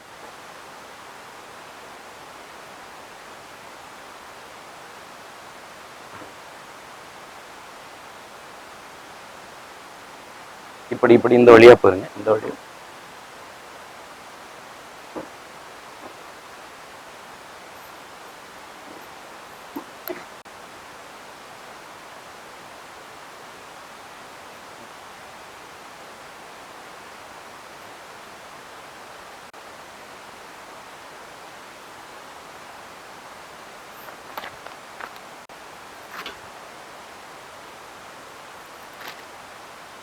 ஓர் தேசமுண்டு, விசுவாச கண்ணால் காண்கிறோம், நம்பிதா அழைக்கும் நேரத்தில் நாம் அங்கே வசிக்க சென்னால் காண்கிறோம், நம்பிதா அழைக்கும் பொழுது நாம் அங்கே வசிக்க செல்லுவோம். இன்பரா ஈற்றிலே மோட்சக்கரையில் நாம் சந்திப்போம், இன்பரா ஈற்றிலே மோட்சக்கரையில் நாம் சந்திப்போம். அந்த வான்கரையில் நின்று நாம் விண்ணோர் கீதங்களை பாடுவோம், துக்கம் யாவுமற்று மகிழ்ந்து சுத்தரின் ஆறுதல் அடைவோம். இன்பரா ஈற்றிலே மோட்சக்கரையில் நாம் சந்திப்போம், இன்பராம் ஈற்றிலே மோட்சக்கரையில் நாம் சந்திப்போம். நம்பிதாவின் அன்பை நினைத்து அவரில் மகிழ்ந்து பூரிப்போம், மீட்பின் நன்மைகளை உணர்ந்து அவரை வணங்கி துதிப்போம். இன்பராம் ஈற்றிலே மோட்சக்கரையில் நாம் சந்திப்போம், அல்லேலூயா. இன்பராம் ஈற்றிலே மோட்சக்கரையில் நாம் சந்திப்போம். ஜோதி தோன்றும் ஓர் தேசமுண்டு, விசுவாச கண்ணால் காண்கிறோம், நம்பிதா அழைக்கும் பொழுது நாம் அங்கே வசிக்க செல்லுவோம். மரித்தோர் எப்படி எழுந்திருப்பார்கள், எப்படிப்பட்ட சரீரத்தோட வருவார்கள் என்று ஒருவன் சொல்வானாகில், புத்தியினனே, நீ விதைக்கிற விதை செத்தால் ஒழிய உயிர்க்க மாட்டாதே. நீ இதை விதைக்கிற போது இனி உண்டாகும் மேனியை விதையாமல் கோதுமை அல்லது மற்றொரு தானியத்தினுடைய வெறும் விதையை விதைக்கிறாய். அதற்கு தேவன் தமது சித்தத்தின்படியே மேனியை கொடுக்கிறாய். விதைக்கிற விதை வகைகள் ஒவ்வொன்றுக்கும் அதற்கேற்ற மேனியை கொடுக்கிறார். எல்லா மாம்சமும் ஒரே விதமான மாம்சம் அல்ல. மனுஷருடைய மாம்சம் வேறே, மிருகங்களுடைய மாம்சம் வேறே, மச்சங்களுடைய மாம்சம் வேறே, பறவைகளுடைய மாம்சம் வேறே. வானத்துக்குரிய மேனிகளும் உண்டு, பூமிக்குரிய மேனிகளும் உண்டு. வானத்துக்குரிய மேனிகளுடைய மகிமையும் வேறே, பூமிக்குரிய மேனிகளுடைய மகிமையும் வேறே. மரித்தோரின் உயிர்த்தெழுதலும் அப்படியே இருக்கும். அழிவுள்ளதாய் விதைக்கப்படும், அழிவில்லாததாய் எழுந்திருக்கும். பிரியமானவர்களே, நாம் எல்லாரும் இங்கே நாம் பார்த்து கொண்டிருப்பது அன்பு சகோதரி ஜாய்ஸ் அவர்களுடைய சரீரம் தான். நமக்கு எல்லாருக்குமே தெரியும், நமக்கு ஆவி ஆத்மா சரீரம் உண்டு. நமக்கு எல்லாருக்குமே பெயர் போடப்பட்டிருக்கிறது. ஆவிக்கு தான் பெயர் போடப்பட்டிருக்கிறது, ஆவிக்கு ஆத்மாவுக்கும். எப்போ இந்த ஆவி இந்த உலகத்தை விட்டு போகுதோ அந்த நொடியிலிருந்து நம்ம என்ன சொல்லுவோம்? இப்ப சென்னையில இருந்து கொண்டு வந்தாங்க, ஜாய்ஸ் எப்ப வராங்க அப்படி கேட்போமா, இல்ல பாடி எப்ப வருதுன்னு கேட்போமா? ஆவி போயிடுச்சுன்னா இங்க வாழ்க்கை என்ன ஆயிடுச்சு? முடிஞ்சிருச்சு. இங்க சரீரம் மாத்திரம்தான். இந்த சரீரத்தையும் நாம் ஏன் இங்கே அடக்கம் பண்ணுகிறோம் என்றால், ஆண்டவராகிய இயேசு கிறிஸ்து மறுபடியும் வரும்போது நாம் இந்த சரீரம் உயிரோடு மறுபடியும் என்ன செய்ய போகிறது? எழுந்திருக்க போகிறது. எல்லா கிறிஸ்தவருடைய சரீரங்களும் அதைத்தான் 1 தெசலோனிக்கேயர்ல நாம் வாசித்த பாஸ்டர் அவர்கள் அங்கே சொன்னது போல 4ஆம் அதிகாரத்துல சொல்லப்பட்டிருக்கு. எப்பொழுது கிறிஸ்து தூதர்களோடு ஆரவாரத்தோடு பிரதான தூதர்களுடைய சத்தத்தோராகிய இவர்கள் முதலாவது எழுந்திருப்பார்கள். நம்ம இங்க பார்க்கிறோம், உலகத்துல அநேக கல்லறைகளை பார்க்கிறோம். இந்த மரித்த சரீரம், கிறிஸ்துவுக்குள் மரித்த சரீரங்கள் முதலாவது எழுந்திருப்பார்கள். அதற்கு பின்பதாக அந்த டைம்ல உயிரோடு இருக்கிற நீங்கள் நானும் இரண்டாவதாக நாம் எழுந்திருக்க போகிறோம். இன்றைக்கு இந்த சரீரத்தை நாம் நம்பிக்கையற்றவர்களை போல வெறுமனே அடக்கம் பண்ணுவதல்ல, மாறாக விதைக்க போகிறோம். எப்படி ஒரு விதைய மண்ணுல விதைச்சு அந்த விதை மண்ணுக்குள்ள செத்து அதற்கு பின்பதாக முளைத்து வருகிறதோ, அதே போல இந்த சரீரம் கிறிஸ்துவுக்குள் மரித்திருக்கிற இந்த அன்பு சகோதரியும் நம்ம இன்றைக்கு விதைக்க போகிறோம். அதற்கு பின்பதாக இவர்கள் மறுபடியும் எழுந்திருக்க போகிறார்கள். ஆண்டவராகிய இயேசு கிறிஸ்து இந்த உலகத்தை விட்டு போகும்போது சொன்னாரு, யோவான் 14ஆம் அதிகாரம் நமக்கு எல்லாருக்குமே தெரியும், நீங்க என்ன செய்யாதீங்க, உங்கள் இருதயம் கலங்காதிருப்பதாக. எனக்கு ஒரு வாசஸ்தலம் பரலோகத்துல இருக்கிறது போல உங்களுக்கு நான் என்ன செய்ய போகிறேன், ஆயத்தம் பண்ணி கொண்டிருக்கிறேன். நாம கிறிஸ்துவோடு கூட மறுபடியும் என்ன செய்ய போகிறோம், எழுந்திருக்க போகிறோம். மாத்திரமல்ல, எப்படி கிறிஸ்து வந்து மறுபடியும் இந்த உலகத்தை அரசாட்சி செய்ய போகிறாரோ அதோடு கூட நீங்களும் நானும் என்ன செய்ய போகிறோம், அரசாட்சி செய்ய போகிறோம். அதனால இந்த சரீரத்தை குறித்தோ அல்லது அன்பு சகோதரி மரித்து விட்டார்கள் என்று சொல்லி நீங்கள் கவலையோடு, வருத்தத்தோடு, துக்கத்தோடு மற்ற மனிதர்களைப் போல வாழ வேண்டாம். ஆண்டவரோடு கூட சென்றிருக்கிறார்கள், கிறிஸ்துவோடு வாழ்ந்து கொண்டிருக்கிறார்கள் என்று சொன்ன ஒரே நம்பிக்கையில நீங்கள் வாழும்படி உங்களை அன்பாய் கேட்கிறேன். அப்போஸ்தலனாகிய பவுல் சொல்லும்போது சொல்லுகிறார், நான் இந்த உலக தேகத்தை விட்டு பிரிந்து கிறிஸ்துவோடு கூட வாழ விரும்புகிறேன் அப்படின்னு அதிகமா சொல்லுகிறார். நாம் நேசிக்கிற பிள்ளைகளோடு எப்போதும் அதிகமா இருக்க விரும்புறது போல கிறிஸ்துவை ஏற்றுக்கொண்ட பிள்ளைகளும் எப்பொழுது கிறிஸ்துவோடு போகலாம் என்று சொல்லி அதிக வாஞ்சியோடு இருக்கிறார்கள். அதற்காக நான் கர்த்தரை ஸ்தோத்தரிக்கிறேன். அன்பு பிள்ளை, அன்பு சகோதரிக்கு ஆண்டவர் கொடுத்த நல்ல வாழ்க்கைக்காக ஸ்தோத்தரிக்கிறேன். அதனால இந்த சகோதரி, ஜாயிஸ் சகோதரி இன்றைக்கு இந்த உலகத்துல இனி இல்லை, அவர்கள் கிறிஸ்துவோடு வாழ்ந்து கொண்டிருக்கிறார்கள். ஆண்டவர் எப்படி இந்த உலகத்துல கிறிஸ்து கல்வாரி சிலுவையில மரித்த போது கூட இருந்த அந்த திருடனை பார்த்து, அந்த கள்ளனை பார்த்து ஆண்டவர் சொன்னார், இன்றைக்கு நீ என்னோடு கூட பரதேசியில் இருப்பாய் என்று சொன்னது போல, அன்பு சகோதரி நேற்றுக்கு இங்க கண்ணை மூடின போது அங்கே கிறிஸ்துவோடு கூட கண்ணை அவர்கள் திறந்திருக்கிறார்கள். அதை தான் அன்பு பாஸ்டர் அவர்கள் சொன்னார்கள், இந்த உலகத்தினுடைய முடிவாக இது இருக்கலாம், ஆனா உண்மையான வாழ்க்கைகளுடைய துவக்கமாக இது இருந்து கொண்டிருக்கிறது. அதனால இங்க இருக்கிற ஒவ்வொருவருக்கும் நான் சொல்லுகிறேன், இந்த நித்திய வாழ்க்கைக்கு நீங்கள் யாவரும் ஆயத்தமாக வேண்டும் என்று சொல்லி இந்த வார்த்தைகளை நான் சுருக்குகிறேன். கர்த்தர் நம்மை ஆசீர்வதிப்பாராக. இந்த சரீரம் மண்ணிலிருந்து உருவாக்கப்பட்ட சரீரம் மண்ணுக்கு திரும்புகிறது.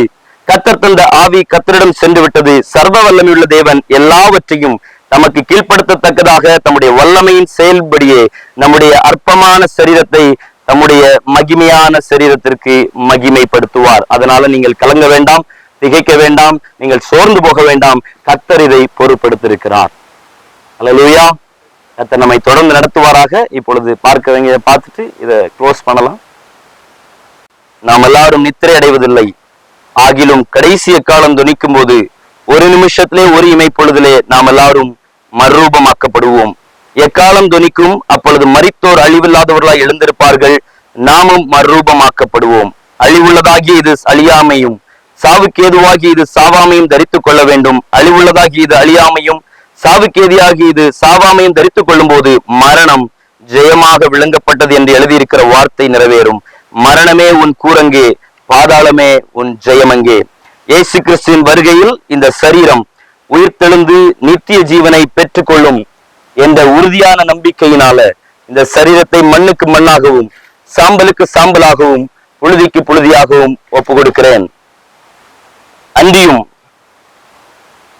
பரலோகத்திலிருந்து ஒரு சத்தம் உண்டாக கேட்டேன், கர்த்தருக்குள் மரிக்கிறவர்கள் இது முதல் பாக்கியவான்கள் என்று, அவர்கள் தங்கள் பிரயாசங்களை விட்டொழிந்து இளைப்பாறுவார்கள் என்று ஆவியானவர் திருவிளம்பற்றுகிறார். நாம் யாவரும் ஜெபிக்கலாம், கண்களை மூடி. சகல ஆறுதலின் தேவனே, நாங்கள் உம்மை ஸ்தோத்தரிக்கிறோம். இந்த நாளிலும் அன்பு சகோதரிக்கு நீர் கொடுத்த இந்த நல்ல வாழ்க்கை ஆண்டவரே, நாங்கள் உமக்கு ஸ்தோத்தரிக்கும் பண்ணும்படியாக இந்த சரீரத்தை நாங்கள் நல்லடக்கம் பண்ணுவதற்கும் கர்த்தருடைய கிருபை எங்களோடு கூட இருந்ததற்காய் ஸ்தோத்திரம். இவருடைய சாட்சிகளை நாங்கள் கேட்டோம், நல்ல வாழ்க்கை அறிந்தோம், உங்களுடைய வார்த்தைகளை நாங்கள் கேட்டிருக்கிறோம். இந்த இடத்தில் ஆண்டவரே, உங்களுடைய அன்பை ருசி பார்க்காதவர்கள் யாராவது இருப்பார்கள் என்று சொன்னால் அவர்களுடைய அன்பை பெற்றுக்கொள்ள, உங்களுடைய ரட்சிப்பை சுதந்திரிக்க கர்த்தர் கிருபை தருவீராக. இந்த சரீரத்தை ஆமென் கிறிஸ்துவின் நாளில உயிரோடு கூட எழுந்தருளுவதற்கு நாங்கள் உங்களுடைய கரங்களில ஒப்பு கொடுக்கிறோம். இந்த நாளிலிருந்து இவருடைய பெயரை சொல்லியோ, இவருடைய எந்த விதமான ஆவிகளோ, இவருடைய குடும்பத்தினர்களையோ, பிள்ளைகளையோ, சகோதரர்களையோ, உறவினர்களோ யாரையும் பயமுறுத்தாதபடி, தாக்காதபடிக்கு கர்த்தர் பாதுகாத்துக் கொள்வீராக. பரிசுத்த ஆவியானுடைய ஆளுகைக்கு நாங்கள் உங்களுடைய கரத்துல தருகிறோம். உங்களுடைய நாமம் மாத்திரம் மகிமைப்படுவதாக. இயேசுவின் நாமத்தில் ஜெபிக்கிறோம். எங்கள் ஜெபம் கேளும் எங்களை நேசிக்கிற நல்ல பிதாவே. ஆமென், ஆமென். என் ஆத்துமாவே கர்த்தரை ஸ்தோத்தரி, என் முழு உள்ளமே அவருடைய பரிசுத்தமான் ஸ்தோத்தரி. என் ஆத்துமாவே கர்த்தரை ஸ்தோத்தரி, கர்த்தர் செய்த சகல உபகாரங்களையும் மறவாதே. ஆமென், ஆமென்.